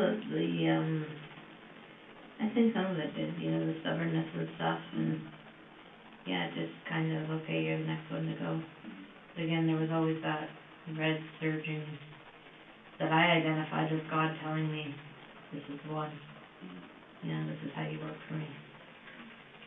Did you ever try and fight that feeling? Later on, as you'll see. Mm-hmm. Okay. But when you got that feeling in your chest and stomach, would you directly go to get the insulin? Pretty much, as soon as I had time with the rest of my job. How many patients would you be caring for 32. on one shift? 32. You'd be responsible for all 32? Yeah, 32. So each nurse would have 32? Yeah, nurse, our registered practical nurse. Okay. So that's a busy day. Mhm. And I know we talked about it earlier, but again, just to revisit that, do you think that's something that played into this? I think so. The stresses of the job? Oh yeah, I definitely think so. Because you had a lot going on in your life. Yeah, I definitely think that stress played into it. Maybe made my mind more susceptible to stuff. Did you ever go to work intoxicated by alcohol or drugs at all? No. Did you ever use at work? Yeah. The hydromorphs? Yes. Often? Probably once or twice a week. Yeah. Yeah. And when you were at Crescent Care, where would you get the hydromorphs from? Oh, there's a number of ways you can get them. Right. You can sign off that somebody owned the PRN Mm-hmm. and take it instead. Okay. You can take them their regular medication, and if they're not able to identify it, take it instead. Okay. You can take the regular medication that's in capsules, and if they are able to identify it, open the capsule, take the stuff out, put the capsule back together again, give them the empty capsule, take it yourself. And how would you typically ingest the hydromorphs? I just swallowed it. I never shot it, I never snorted it. Yeah. Okay. Okay. And do you remember how much you gave Gladys? Of the insulin? Mm-hmm. I think I gave her 80/60. I think. And her reaction after she kind of pinched and struggled a little bit with you? She relaxed, and then by the time the next nurse came on, she was red, she was sweating, she was incoherent. Her vital signs were all down. And how do you know that? Because I was just leaving when the next nurse came on, and PSWs came to her and said something's going on with Gladys, and she said, come with me, we have to go check on Gladys. And So, yes, I actually helped her move Gladys to the palliative care room. Okay. And do you Scared out remember of my gourd the whole time that she was going to say it was something I did. thinking, okay, was she still able to communicate at that point? No. Do you remember what nurse that was that you moved? Karen? I don't remember her last name. If I sat for a minute, I could probably remember it. Well, if it comes to you, might just be one of those things that pops in your head in a few moments, right? Yeah. Rutledge. Karen Rutledge? Yeah. She's still there? Yep, as far as I know.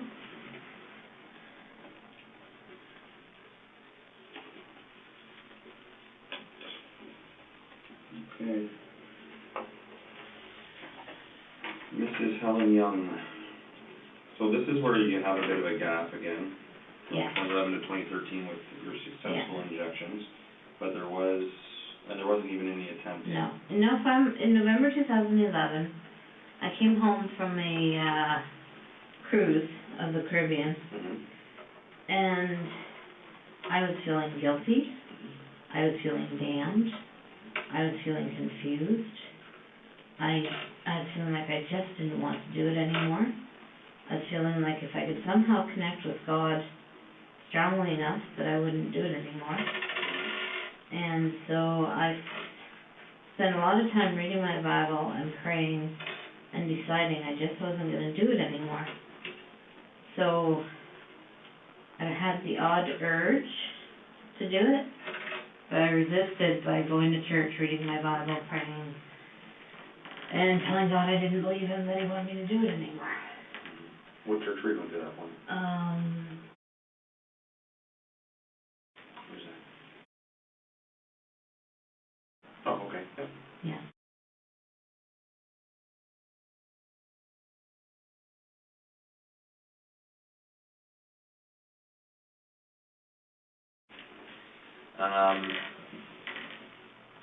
So as far as fighting off that, would you still have that feeling, like that burning feeling? Sometimes, but I did a lot of praying about it, and I just did a lot of praying, reading my Bible, getting very involved in my faith, getting very involved in my church. Right.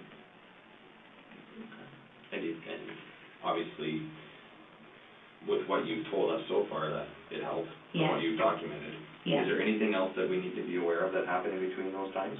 No. Okay. No. Okay. I didn't tell anybody or anything like that. Okay. Except for the pastor. Sorry, what did you do? I told him after Helen Young. Okay. He was after Helen Young. I'm just going to turn this off because it keeps vibrating. I apologize for that. That's okay. I may fart, and I'll have to apologize for that. There we go. So that was after Helen. Right. Okay. So Helen was at Crescent Care. Where was Helen's room? She was on A side. I had been transferred to A side, which is a new unit, like, well, relatively new, 10, 12 years old. I was on the first floor. I was the charge nurse for the first floor, and she was in the room closest to the nurse's station. Okay. Where was that like for me going to Crescent Care, would it be closer to Fife or closer to Norwich Ave? Okay, Side or? so there's the retirement home. There's the wall that joins the retirement home to the nursing home. There's North Wing. There's South Wing.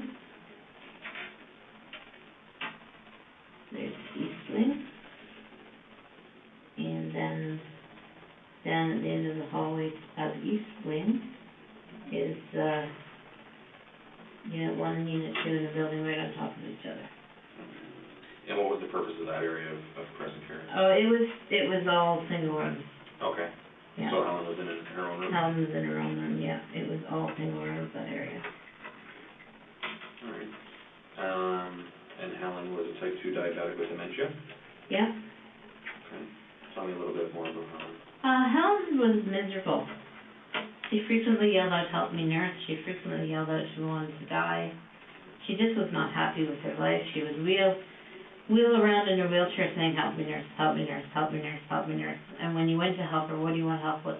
Nothing. Get away with me. Go away. Help me, nurse, help me, nurse.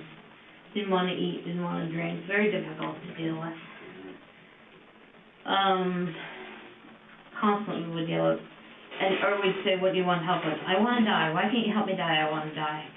And one night, it was like something snapped inside, and that red surge came back, and I thought, okay, you will die. So So, I gave her a shot, I came up to her and said, this is for your pain, and I gave her a shot of long-acting or short-acting, and she started to settle down, and then, later on, we put her into bed, and I gave her more of the, insulin, I think it was long-acting. She had a seizure, she turned red, she, was diaphoretic, the PSWs called me to the bedside. I took all of her vital signs and I pretended to take her blood sugar. Because, and I said, oh, it's normal, don't worry about it. How did you go about that with people beside you? They're PSWs. Don't let anybody see that part of the... PSWs? No, but what I mean by that is PSWs, nurses focus on the meds Right. and treatment. Okay. PSWs focus on, like, they were busy washing her, they were busy changing her, they were busy dealing with the fact that she was having diarrhea. They were not doing the part of the job I was doing, Right. so they never would have noticed. Where's my burger? So they never would have noticed, me not taking the blood sugar. Because I took her, like I did her pulse, I did everything else, so they wouldn't have noticed that I didn't do that because they were busy with everything else. Okay, you just... And I just said, oh, blood sugar's good, 5.6, she's good. Which is a number that in your mind you knew was average and nothing concerning the 5.6 or whatever you said? Yeah. Okay. Do you remember what shift you were working at this point? Afternoons. I was straight through to 11s. At that point, I was straight through to 11 on that ward. Okay. That had started a little bit before that. Yeah. Okay, and that would have been an individual room, as you said? Yes. And do you remember when Mrs. Young died? 1 to 2 days afterwards. Okay. Do you know if you were present for that? No, it wasn't.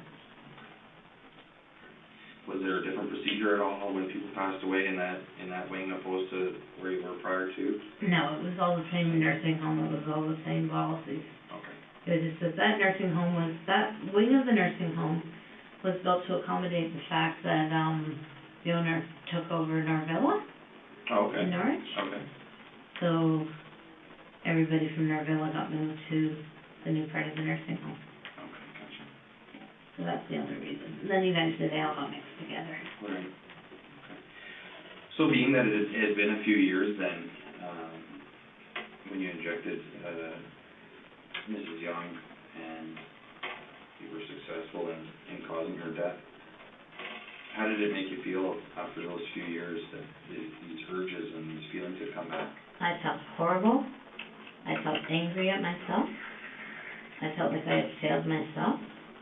I felt like God had failed me. Did you continue to practice in the church? I continued going to church, yeah. Did you believe in as much as I did, but I was getting very confused. So it was soon after that I went to the pastor and told him what had happened. And he prayed over me, and because he said that was the last thing he would have thought of me, and his wife was there too, and they prayed over me, and they said to me, now this is God's grace, but if you ever do this again, we will have to turn you into the police. And where would that conversation have taken place? At the church? In their house, at their kitchen table. And I kept going to their church. And how detailed would you get with the conversation? Oh, I told him that I was taking people's lives by giving them insulin overdoses. What were you specifically names? How much insulin? No. When you were doing this? No. How many people? I don't know if I told him how many people, just that I was doing it and I wanted to stop. And his response was to pray for you and pray over you? Yeah, put his hands on me and have his wife put his hands on me and pray. What religion did that church practice? Okay. Yeah.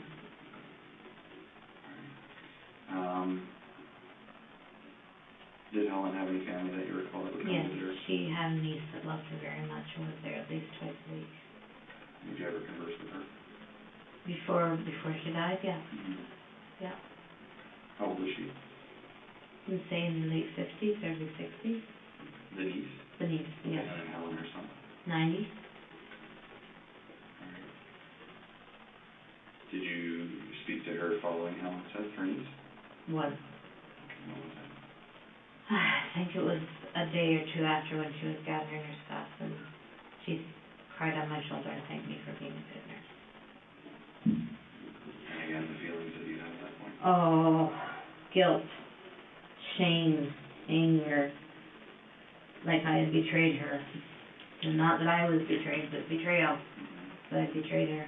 And did you display any emotion at that point to her? I just, gave her a hug back and said I was so sorry. But at that point, I was getting very confused about was this God and was it not. And when you resumed doing this, did you have any, besides the religious feelings that you were having, did you have any other personal feelings in your mind as far as knowing the difference between right and wrong again? Yes, I knew the difference between right and wrong. But I thought this was something that God or whoever wanted me to do it.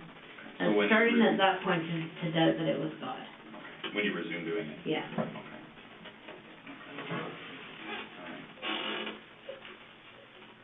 Was anyone working with you on that day that you can recall? The PSWs, but I don't remember their names. Okay. How many would have there been? 3. Okay. There would have been students too, I think, but I can't remember. And there would have been 32 patients in that wing as well? Yes. That you were responsible for? Okay.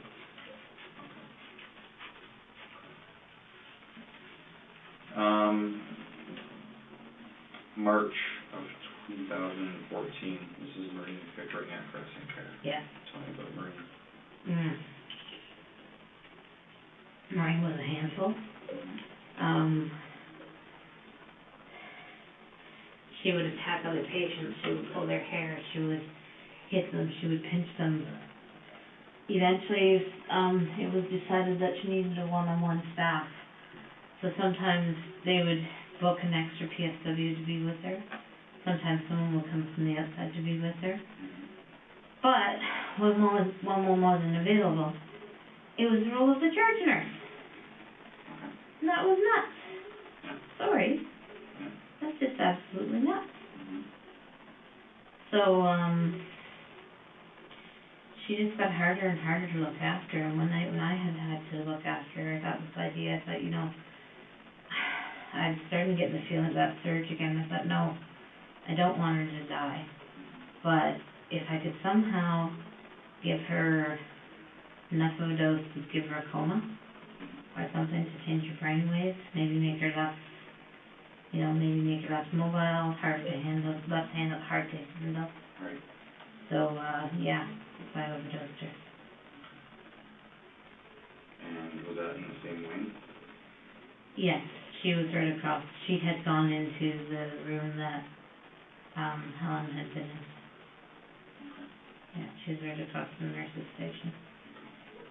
And as well, obviously, a single room at that point? Yeah. That night she stroked. She had a severe stroke. She went to the hospital. And when she came back, she was there at the nursing home for a few days, and she died. But before she came back from the hospital, I was fired from Crescent Care for medication errors that had nothing to do with this. When you got transferred into this A wing, did you still get the medication the same way? The insulin the same way? Yeah, because there's insulin purchase there. Okay. And so, sorry, Maureen, Mrs. Pickering, was transferred from Crescent Care to the hospital? And then back to back, Crescent yeah. Care. What was the time frame there, do you remember? 2 days, I think. And But they knew that she was totally vegetative when she came back. so she was basically coming back to pass away Yeah. at Crescent Care? Yeah. Was she put in palliative care when she returned? No, she had her own room. Okay. The palliative care room was for people who didn't have their own room, Right. so that families could go and be with them. Okay. And not disturb the other residents and not be disturbed by the other residents. Right. Do you remember how much insulin that you gave to Mrs. Pickering? It was a lot. It was was a lot. I'm gonna say 80 long-acting and 60 short-acting, something like that. It was a lot of insulin. Why so much to her? Wasn't sure if she would die or not, and I really wanted to make sure that she, their mind was changed a bit before she came after. So the insulin caused her A stroke. stroke and then the reason to travel to the hospital. Yeah. Do you remember any reaction from her when you were injecting her? No, none at all. Do you remember what type of, sorry, I apologize, what part of the body that you injected her? Her arm. Left, right? Left. Left up. And no reaction? She didn't? Oh yeah, the first time I gave it to her, she said, "Hey, what was that for?" And I said, that's your vitamin injection. Which is, like I said, that you would typically tell people? Yeah. Okay. How long in between when you gave her the next dose? Probably an hour and a half, 2 hours. And that was about, what time did you say, sorry? Oh, I don't know. You were still working in the afternoons, right? Yeah, 8 or 9 at night. Okay, yes, that's here at 8 o'clock. You gave her 80 units of long-acting insulin. Yeah. Did Miss Pickering, do you recall any family that she had? She had 2 friends that came and saw her a lot. She had a boyfriend that would come and see her. Okay. How old was she? 82. How old was her boyfriend? Oh, I have no idea. No? No. But he would come on a regular visit? He would come to visit, yeah. Was there any restrictions on visiting practices at all, certain hours? Basically, no. If they wanted to come late at night, they had to let us know. Okay. So we could let them in and out. Okay. And that was more for palliative people. Right. But no, there was no real restrictions. I mean, there was the odd patient who had a restriction, like, they can't leave the building with this person, or they can't leave the building with that person, or so-and-so shows up, call the police, that sort of thing. Do you remember if you were present when she passed away? I was not. I'd already been fired. Okay, so sorry, between the time that she, when were you fired? Late March, early April. Was it when she was at the hospital? Or did she come back and then? She had come back and then I was fired. And then she But, lived for a few more days? Yeah. You were fired in the meantime? yeah, And she passed? for something that had nothing to do with her. And my timeline may be wrong. Mm-hmm. It may have been February, Mm-hmm. because I know by the middle of April I was working again at, Meadow Park Nursing Home. Yeah, and Yeah.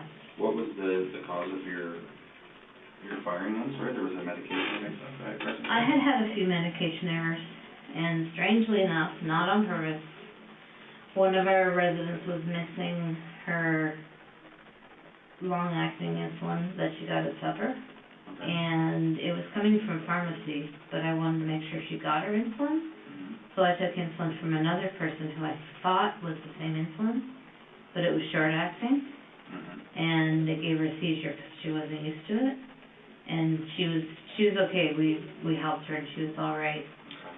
But when they figured it out, I was fired because I had other medication errors as well. No, different things. Eye drops, just a lot of different stuff. And what do you think that was a result of? What, med error? Mm-hmm. The workload. Yeah. Was it anything to do with, were you still using it at this point?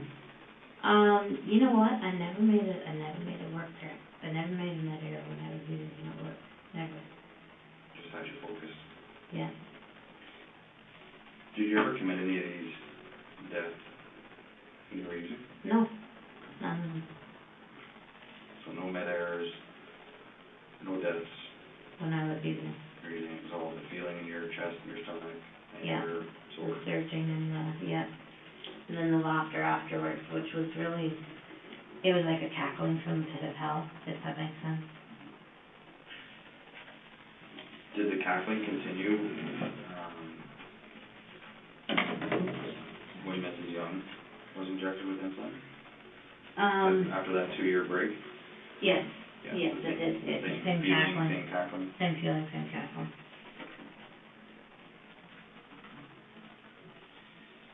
So then did you work anywhere between Crescent Care and Meadow Park? No, Okay, did you go directly from one to the other? pretty much within a month.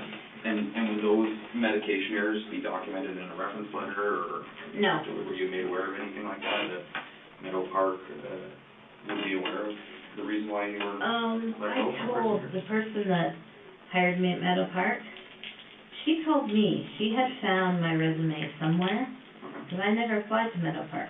Oh, really? But she had found my resume somewhere, and she called me because they needed a nurse. Oh, okay. So when we did our interview, her name was Heather, I forget her last name, she's not there anymore. When we did our interview, she said to me, "Why did you leave?" And I told her, I said, "I'll be absolutely honest with you. I was fired for med errors." And she said, "Well, tell me about them," and I did. And she said, "Okay, well, I believe in second chances, so you're hired. Full-time afternoons," and it was a 1-year contract. Okay.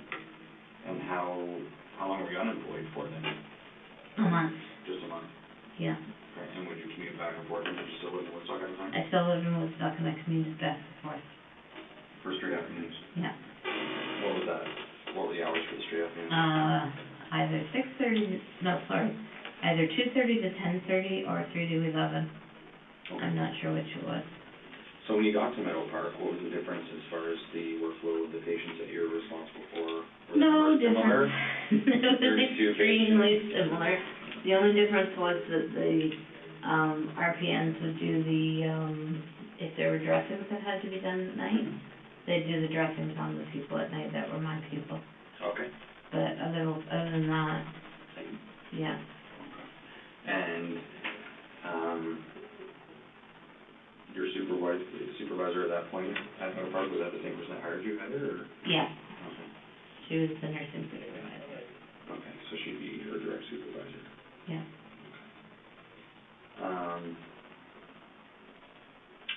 So RPAD, or RTORVAP, Yes. tell me a little bit about her. He was mean. He would grab the nurses and the PSWs whenever they were trying to do things for me. He would grab them, he would twist their arms, he would punch them. Very difficult to do care for. And one night I just got that surgery, like, "That's it, you need to go." Had he done something that night? No, not really, just been his normal self. And he fought the first needle. And then, the second needle I got in. And I forgot something about Maureen. I had given her, a dose of whatever we dosed her with to calm her down before I ever gave her the insulin. Forgot about that. So I had done that. So you Is gave that her in there? About Maureen? Yeah. I don't think so.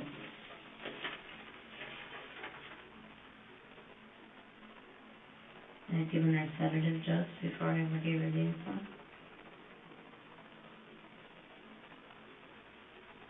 Oh, you said you gave her Haldol. Yeah. Yeah. And you recall doing that? Yes, I did. And then the 2 insulin injections. Yeah. Did the Haldol calm her? Do you remember? No, it didn't. So Art, I gave a large amount of short-acting, a large amount of long-acting in between each other. And then when I left for the night, he was still okay. When I came back the next day and worked, they said that he had had a stroke, severe stroke, and gone to the hospital. And the nurse that I talked to who'd been on the night before, she said, "Do you know how low his blood sugar was?" And I said, "How low?" And she said, "Oh, like 1 point something." And then she said, "But you know what? I went home and I did some research, and sometimes having a bad stroke can make your blood sugar go low." Really? Yeah, that's what she said to me. That was So, odd, too? yeah, that was odd. But, yeah, so he lived for a couple of days and then he passed. Do you remember what nurse that was? That you worked with? It was the night nurse. Little short Filipino lady. That's all I remember. Okay. Okay. And do you remember what time of the night that you had injected her? I'm gonna say 7:30 and then 9:30. Okay. And, his reaction to it, He fought it, did he? yeah, but he fought everything. Would you ever, when you were doing this, did you ever speak to these people when you were injecting them? No, Would you ever say anything to them? not unless they asked me what I was doing, then I just say it was a vitamin injection. But having that, and I know it's documented in here a few times, having that feeling of anger and frustration, would you ever, No, you would never state anything to vocalize your anger towards that person as you were injecting them? no, never. And Art then, where did you inject him? His arm and his thigh. Okay. And what were you telling him at that point that you were giving him? Did he ask? It's come on up, settle down, you need to have your medicine. And eventually I put it into him.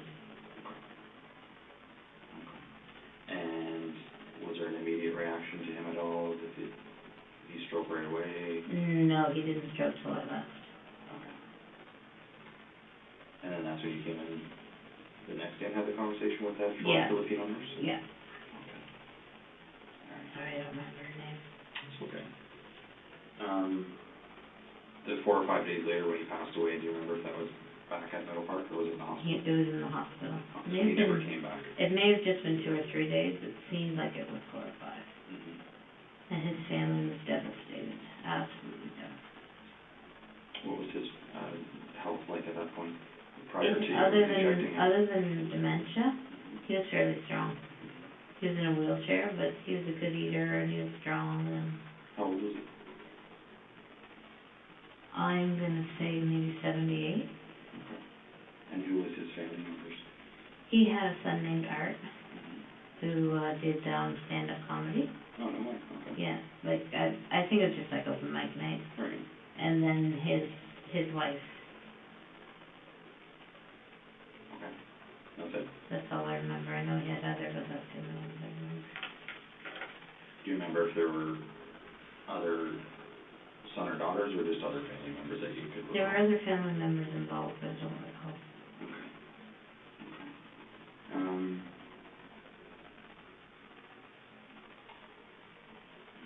Did you ever have any interaction with his family? I mean, you said they were devastated. When did you learn of that? How did you know of They that? came in to take stuff out of his room. Following his death? Well, he was still in the hospital. They came in to take some stuff, and then when he was gone, they came in to take the rest. Okay. How did you feel having a conversation with him? Awful. Again, like I betrayed them. Mm-hmm.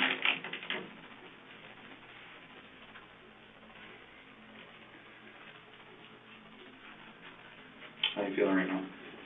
Can I go to the bathroom again? Yeah. Yeah. I know we're almost done. We are. I've got 7:10. Okay.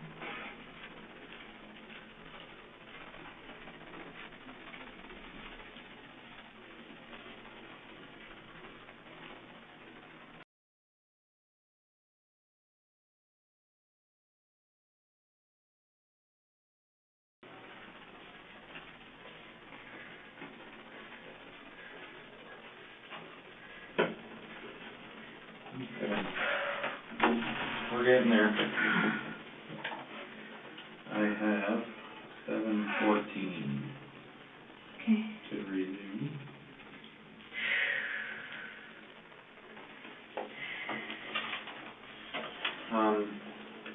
So we left off with Art, Mr. Yeah. Horvath, at Meadow Park Nursing Home.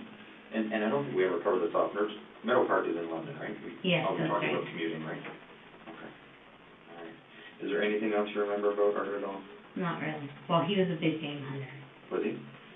And he had pictures of it all over the walls in his room. Yeah. Did you ever converse with these people, like what they did for work and that type of thing? Like, would you remember details like that? Like Art, for Well, instance. Art was a big game hunter. Maurice, I don't know. James, I don't know. No, I guess I never really did. Yeah. Okay. All right. And at Meadow Park, where would you get the insulin there? Again, from the medication fridge. Okay. And using a spare insulin and eat needles. And again, it wasn't tracked? Mm-hmm. Okay. Why is that? I don't know. Insulin's not something that's usually tracked. Right. And just because it's not a concern to the homes? Yeah. I mean, I think it is now. I know some homes track it now. Mm-hmm. Okay. Just a question out of curiosity. Just my lack of knowledge of it, that's all. Yeah. Now you have a portion of your, on the fourth page of this document that you wrote out, and before you, when did you write this out? I know it's dated the 24th of September. Yes, that's when I wrote it out. You wrote this full document at that point? 24th and 25th. Where were you at that point? I was at the CAMH. And what made you prepare this document? The doctor suggested to me that I should. Okay. Not to give to the police, but he said that if I wrote it out, it would be a good part of my therapy. Okay. So. Okay. And did take a large amount of pressure off me, and helped me to really clarify the fact that no, it wasn't God, it was something wrong with me psychologically that was making me believe that it was God. Mm-hmm. It really helped me to clarify that. And the original of this document? Is in my knapsack in the back of your car. And we'll get down the road at that point, but is providing us with the original document something you'd be willing to do? Yes. And we'll get to that. Do you have a stamp that you can stamp it as the original?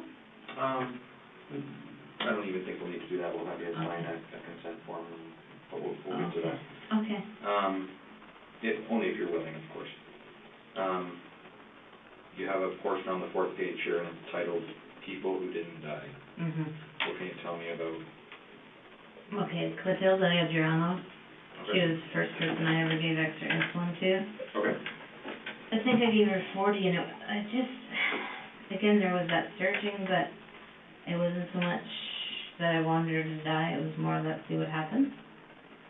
And I did that to her on more than one occasion. Okay. Albino was... Sorry, she was prior to Mr. Silcox, right? Yes. So this was the very first person that you Yes. injected with insulin? Yes. Okay, and we're at Crescent Care? At Crescent Care. And her room was where? Her room was in the east wing, second door on the left. Okay. Then east wing, first door on the left was her sister Albina. She was diabetic. Okay. She was October 2007. Sorry, that was her sister? Matilda and Albina were sisters, yes. Oh, okay. Then there was Wayne. He was on the north wing. He had dementia. He was diabetic. He could be uncooperative. And I gave him a large overdose. Because I thought it was his turn to go. That was Wayne? That was Wayne. And sorry, how old was, sorry, and I hate to go back, I just have a few more questions. How old was Clotilde? Clotilde was 90 or so. Okay, and her sister? Albina was probably 82. And did they have family that would come and visit? Yes, yes, All right. very much so. Who would that be that would come to visit? Clotilde, I think it was her daughters, and Albina was her husband. Okay. And long-acting, short-acting? Short-acting at that point. You know, that means we're still doing short-acting. Okay, and do you remember the doses that Oh, they would have given? wait a second. What would they get at night? It was long-acting, because it was what they got at night. With those two, it was their own insulin, just extra dose, so Okay. probably 30 to 40 Right. extra. And then Wayne, how old was Wayne, sorry? I'd say 60. Okay, oh, so he was younger. He had developmental challenges, as well as dementia, as well as being diabetic, as well as being handful.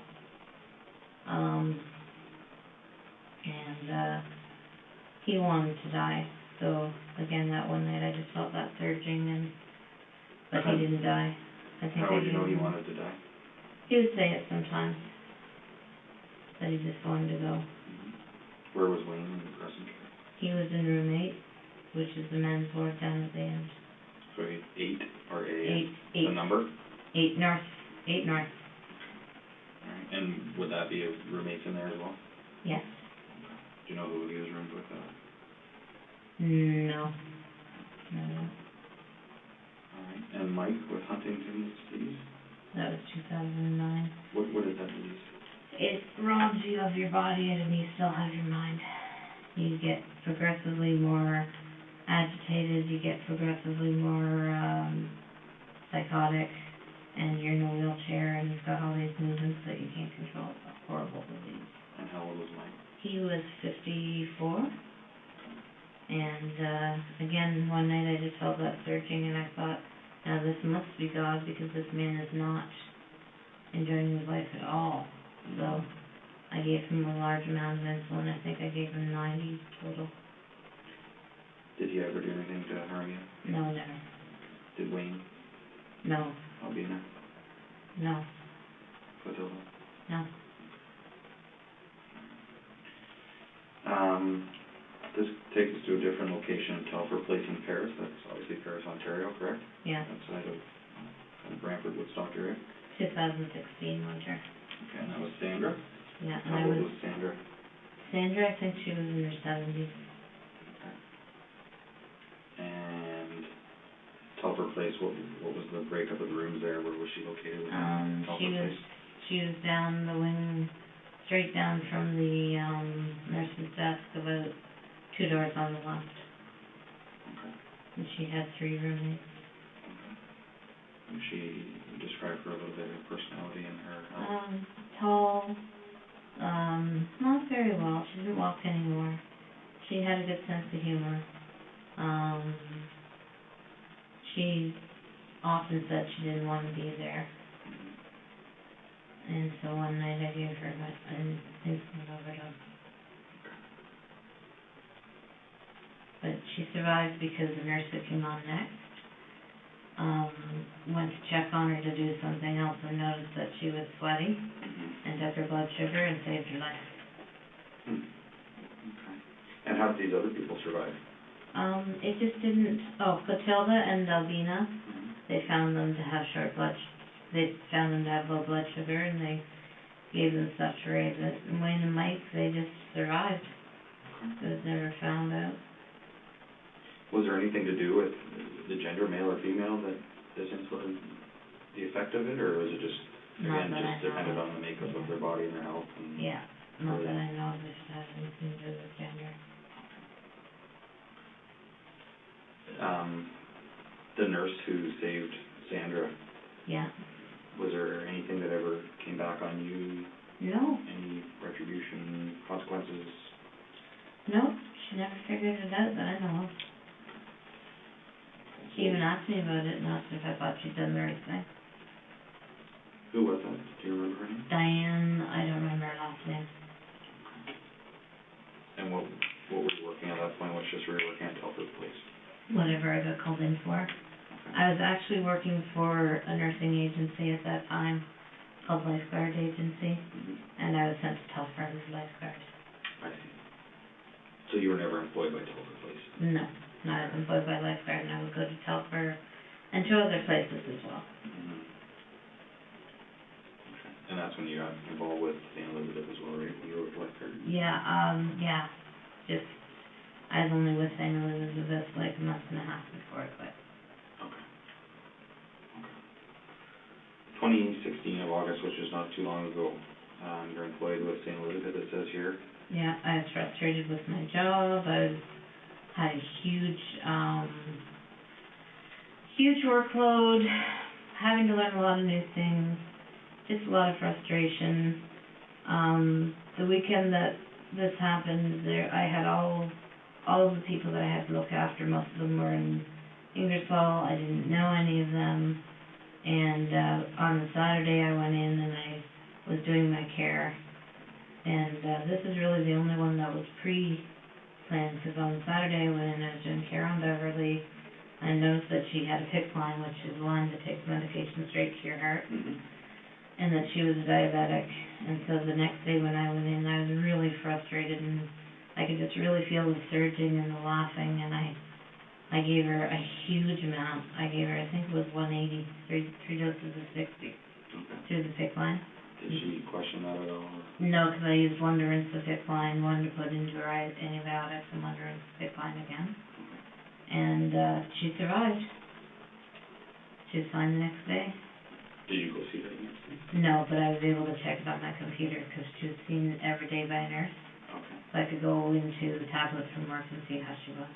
okay. And that was just a computer program used by St. Elizabeth? Yes, I see. Okay. on their own tablet. Okay. And these other people, where did you inject them? Their arms, All of them? all of them, yeah. Sandy was probably her leg, but she was a little bit more difficult. In August of 2016 then with Beverly, you don't remember Beverly's last name? No, I don't. And I don't even remember if her first name was Beverly. Oh, okay.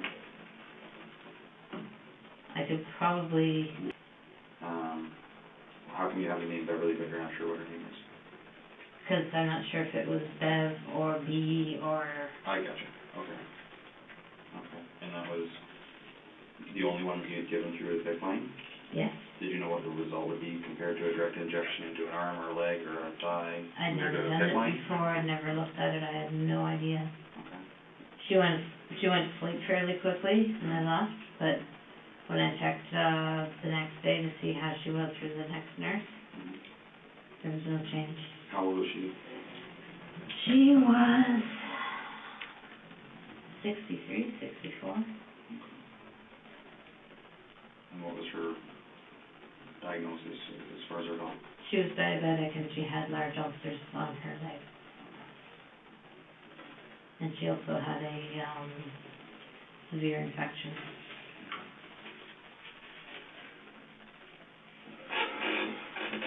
How does that make you feel going through all that? Awful.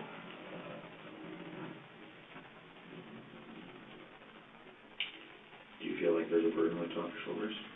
Yes, I've done the right thing. Do you feel there's a sense of relief? Yes. And now I know that it wasn't God.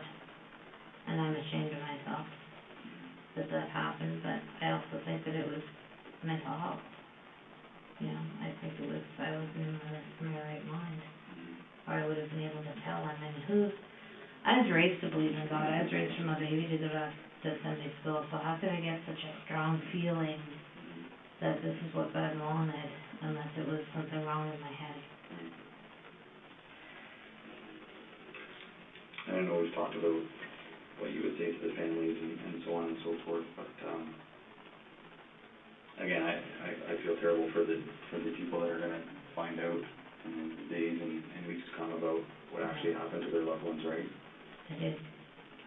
I feel horrible.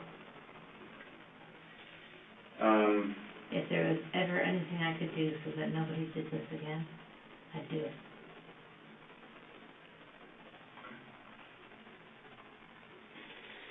Just a few other things to cover off then.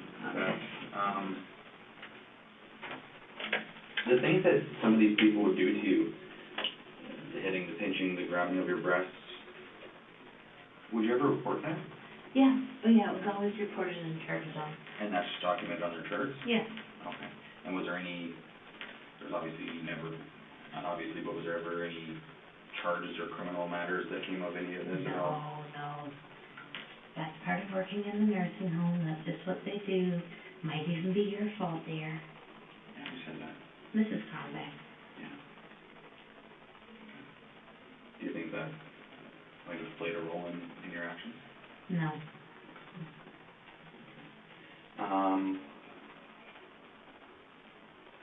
Maureen, your ex. What was Maureen's last name?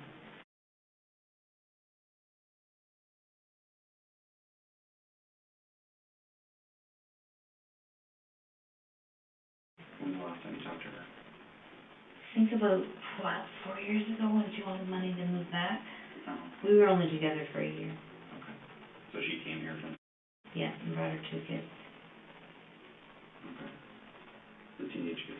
Yeah. I think you mentioned in your Toronto statement. Yeah, we got involved with CAS with them. Mm-hmm. When they were here. Mm-hmm.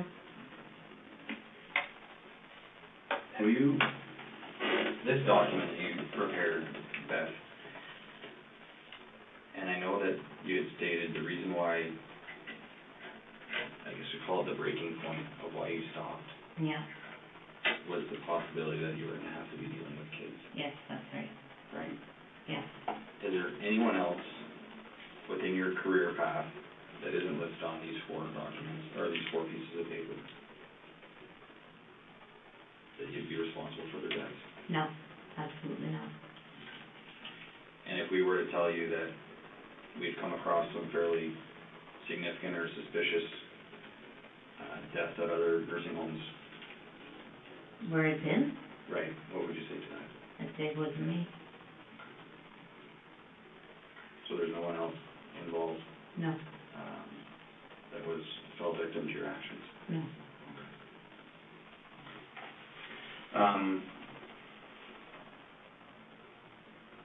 Just repeat to me again the people that you've disclosed this to besides myself tonight. Okay, the very first person I ever disclosed it to was, another girlfriend at the time. Her name was, that was after I killed a couple of people, and, she told me not to do it again or she was gonna turn me into the police. When was that? I couldn't tell you, 2008, I think. And then, 2011, when I decided to stop killing, my friend, I told her what I'd been doing and that I had stopped. And then, I told my pastor.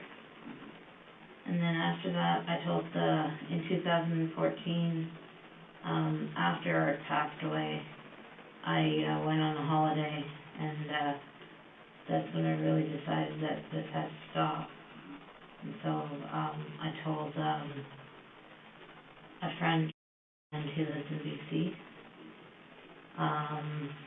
Then I told, when I came back, I got advice from a lawyer. And then while I was in Toronto, while I was in CAMH, well, I told my friend, before everyone, I told my cousin, I told my friend, and I told my friend, and then while I was in CAMH, I told someone who I thought was a friend. They turned around and called the police to make sure that it had really been dealt with. And I understand that he thought he was doing the right thing. I understand that, but he had said, oh, I won't tell anybody, and I was using him as a resource for support, and he turned around and Right. when I'd already, I'd already shared it, so why would he call the police? So why do you think that none of these people confronted police? Maybe they didn't believe me. I don't know. Maybe they thought I was doing more something than the patient wanted done. And as far as believing you, are these close people to you that you've shared other deep, dark secrets with maybe over time? I would say deep dark secrets with lots of stuff, yeah. Because this is a pretty serious thing. Yes, it is. Right. It's horrible. And telling It's the worst thing. these people, I just find it hard to believe that no one would come forward until, which is 5, 6 people down the road, right? Yeah. Of having knowledge of it. Yeah, I hear you. Yeah. And everything that you're telling us is the truth. Yes, it is. There's Yes, sir. nothing that's been fabricated. No, sir. No. And you're sure about that? I know so. What would we find in your home? Did you ever document any of this activity at all? Once in a while I journaled on it. There might be some in my home, but I don't know. Where would I those think be? I threw it out. If it's around, it would be in like a spiral binder in either my desk, my other desk, or my whatchamacallit. Come on. You put files, folders in The there. filing cabinet? Yes, filing cabinet, thank you. You're welcome. Yeah. And that's, did you live alone? Yes, I did. And stuff? Okay. Yes. Did you want someone to come with me and look? Well, to be honest with you, as part of the investigation, there's already been a search warrant executed at your house. Oh, so the search has already been a I search don't know what stage it's at because we've been conversing for quite some time. Okay. It's probably close to being completed, Okay, but I'm just asking, because you've been so cooperative, yeah, and again, I do appreciate that. yeah, I really do. It just makes things a lot easier, right? Advising us where certain things might be, and you said you might have thrown them out. yeah. You might not have. I might not have kept them. And then at the very end of my coffee table, there's a box, and it's got pictures and a photo album in it. There might be something in there too. What would be in A curlicue, writing pad. Okay. What types of things would you document? Just what I had done, how bad I felt, when it happened, just trying to figure out what was going on in my head. Yeah. Searching for answers.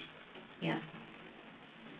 But you're not sure if you have rid of those or not yet? I thought I got rid of them all, but I don't know if I did for sure. Okay. Would there be anything else as far as computer documents or anything like that? There would be, I accessed a computer support group for borderline personality disorder. It would be on that website. Oh, it's just an open forum that you could join and, Yes. and post comments and, Yeah. what website was that? I couldn't tell you, but I could find it on my computer. Okay. And would that be something that you'd be willing to share with us? Of course. Give us good time to Yeah. look at those documents and computer websites and whatnot? Yeah. What's your tattoo mean? Hopes and dreams. Does that mean That I have hopes for the future and dreams of the future. Yeah. What are your hopes of the future now, after speaking to me over the last few hours? That somehow, some way I can help somebody. There's gotta be somebody wherever I go, jail, penitentiary, there's gotta be somebody I can help. Maybe somebody who can't read, maybe somebody who can't write, maybe somebody who's done worse than me and feels like it'll never be forgiven. Maybe somebody who's done less than me and feels like it'll never be forgiven. There's gotta be something that can come from this. Maybe somebody can study me and come up with answers and new medications so this doesn't happen again. That's my hopes and dreams now. Is there anything worse than taking someone else's life? Yes. Child molestation. Absolutely. Did you feel that you might harm the children and yourself if you were to work with them? I was afraid that I might get that feeling of wanting to give them insulin overdoses, especially since they were diabetic. And I panicked. And there was no way. I was absolutely not open to that.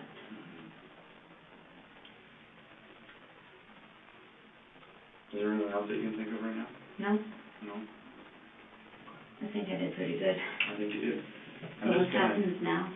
I'm just gonna get you to sit tight, and we'll arrange to see what the next steps are. Oh, okay, I might not be going home then. I will get back to you with that. Okay. We discussed your original document that's in your backpack.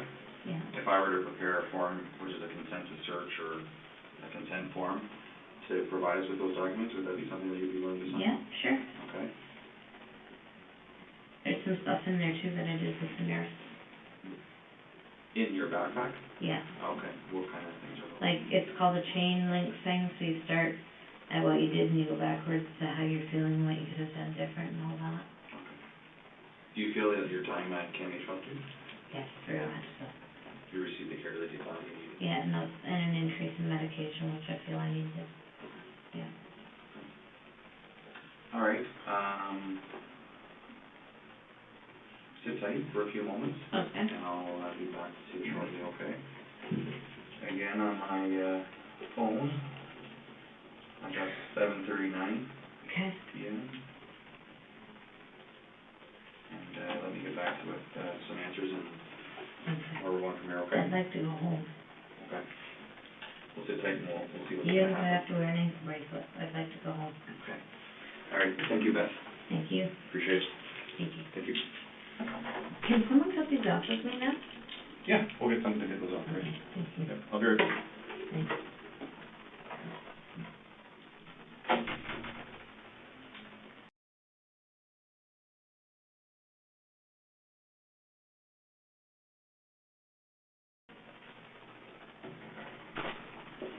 I'm sorry, Beth. That's okay. You could imagine that things of this nature take some time. Yeah, And I understand. appreciate your patience with me. I understand. Thank you. So, I have 8:02 I just have, we're in the home stretch here, Okay. okay, and I can explain to you everything that's gonna go on, okay? Okay. Fair enough? Okay. Okay. Okay. So, first off, a few things that, and, you remember the gentleman who transported us back from Toronto and, also Karen, Yeah. my partners, that they've just been monitoring and Right, taking some right. notes and things like that. They're just some things that are concerning and that we just need to firm up, okay? Okay. So first off, as I said, there has been a search warrant executed at your residence, Okay. and there was some paperwork with regards to a Remington gun, shotgun of some sort. Oh, What would that be for? just to look at it, 'cause I like guns. Okay. Yeah. All right, do you have any in the home? No, I used to. Did you? What did you have? I had a 22, Yeah. Was that a Remington by chance? not that I know of, Okay. but, my husband had a gun that his dad gave me Okay. that we would shoot with, so I could stay at the,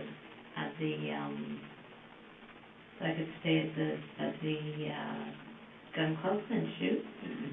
And when we, broke up, I did the paperwork to give it back to him. That might be Okay. what they found? Okay. All right. I don't have a gun. There's no firearms in your house right now? No, sir. Okay. No, never will be. Okay. All right.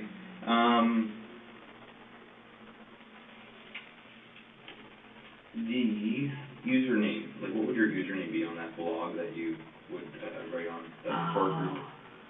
You know what, I'd have to go and look, Yeah? honestly. It's not like your name and a couple numbers or No. nickname, anything like that? No, I'd have to be sitting down in front of the computer to remember it, Okay. and even to find the support group. Okay. These are a bunch of random questions, just all thrown together here. The insulin that you used, the short acting, the long acting, was there an actual brand or a make of the insulin that you would use? Might have been Novulin, Okay. might have been Lenovo. Can't remember the other one. Okay. When you worked with Lifeguard, Yeah, I know that you had mentioned they'd send you to certain locations, certain homes. yeah. What were those? There was Telfer Place and there was two others. Was one of them in Fort Dover? There's more than, there was Telford Place, Yeah. that was the very first. Then there was, here, I've done the one here. Telford Place, Fort Dover, Dover Cliff, is what it was called. I did, one PSW shift at a place in New Hamburg, Okay. but I couldn't tell you the name of it. Also, I worked at, Telford Place and Dover Cliff are both owned by the same people, and they have another nursing home in Brantford, but I can't remember the name of it. That's okay, we And can go then- and locate them. And then Park Lane Terrace in Paris, and Hardy Terrace, I think just outside of Paris. Oh, and, what was the other one called? Oh Lord. It's way far out of town, it's like an hour and a half drive from here. My dad grew up in that area. Like it's in the Jarvis area, Simcoe area, it's called, I couldn't tell you, I'm sorry, my brain's shot for the night. That's okay. That's all right. Anything think of? Yeah. Is my house gonna be a mess when I get back? No. Oh, I wouldn't okay. think so. No. Okay. Not that kind of a, it's not like you see on TV and Yeah. they're going flying everywhere, right? Yeah. Your Facebook page, at one point there was a comment, or I don't know where it is in your timeline, about a pediatric nurse. Did you ever work as a pediatric nurse? Oh, that I was gonna be working with the kids. That's what that referred to with Ingersoll? Yes. Okay, gotcha. All right. And just go back through the names of people here. So we've got, that you've divulged us to, right? Yeah. That's your cousin? That's my cousin. Okay. I'm not giving her last name. Yeah, that's fine. Yeah.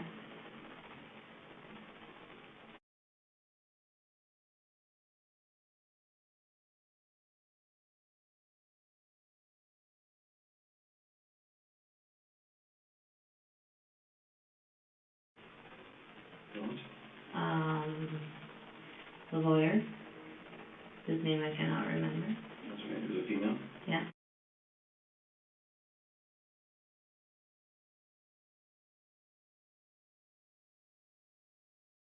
Yeah.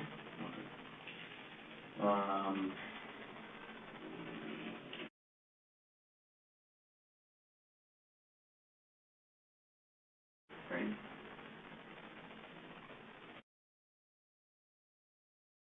Yeah. Who's that? She was a friend from the nursing home. What one? From Crescent Care. I told her after I had stopped the first time. And she stopped being my friend because of it. Okay. And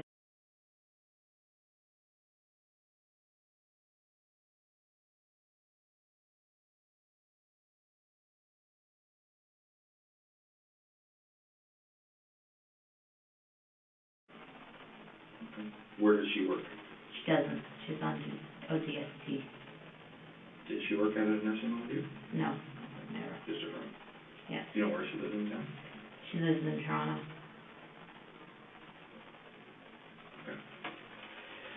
Okay, we're gonna wrap things up, but here's what's gonna happen, Okay. okay? And part of this is gonna be up to you.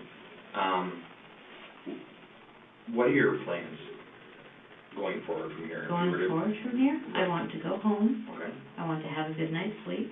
okay, I want to spend Thanksgiving weekend with my family. okay, And I want to be available to the police at any time they need me. okay, And if I have to come back for trial, I have to come back for trial. okay.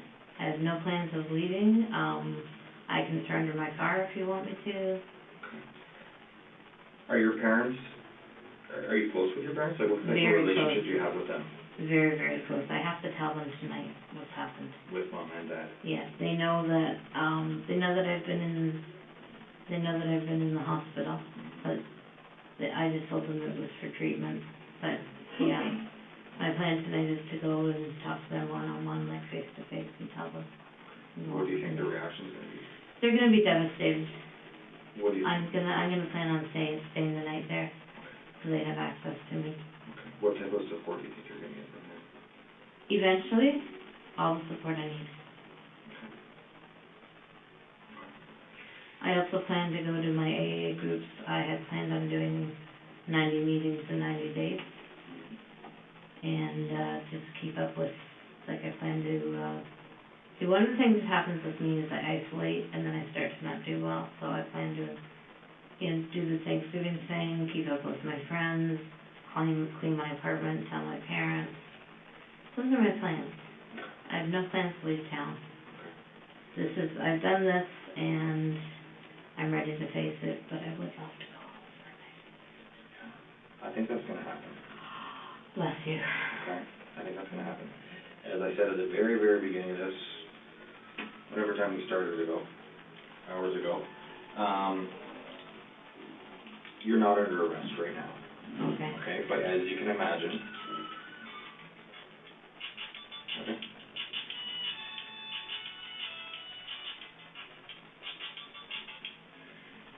Call you back in 30 minutes. That was my cousin. Gotcha. Okay. As I said at the beginning, you're not under arrest. Okay. But as you can imagine, an I will be. investigation like this Yeah. is something that we've never dealt with. It's something that doesn't happen very often. It's Okay. something that you rarely hear about, Right. okay? I don't know of many, but you're not the first person to do this, Right. okay? Having said that, we have a responsibility to protect the public, Right. right? You know where I'm coming from when I say that? Yes, As a police. absolutely. Absolutely. You've done some things to some innocent people, Absolutely. some pretty, what people are Horrible gonna, things.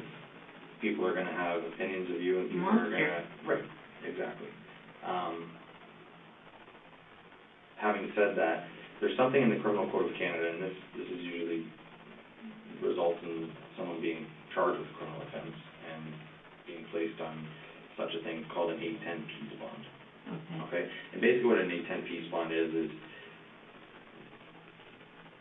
kind of a promise given by you or your word given to us, and it's a court document that's issued by a judge that puts you on certain conditions, certain conditions limiting you from doing certain things, having certain things in your possession, attending certain locations, and if you were to breach those conditions, right, then you would be arrested and further charged with breaching this, what's called an 810 peace bond. Okay. So basically, you've heard of a restraining order? Yes. It's similar to that. Okay. Okay? A lot of people call them restraining orders, but it's actually in Canada called an 810 peace bond. Okay. And again, it just limits you from doing certain things, attending certain locations. It could be things like still getting help for your mental health, your substance abuse, yes, surrendering your passport.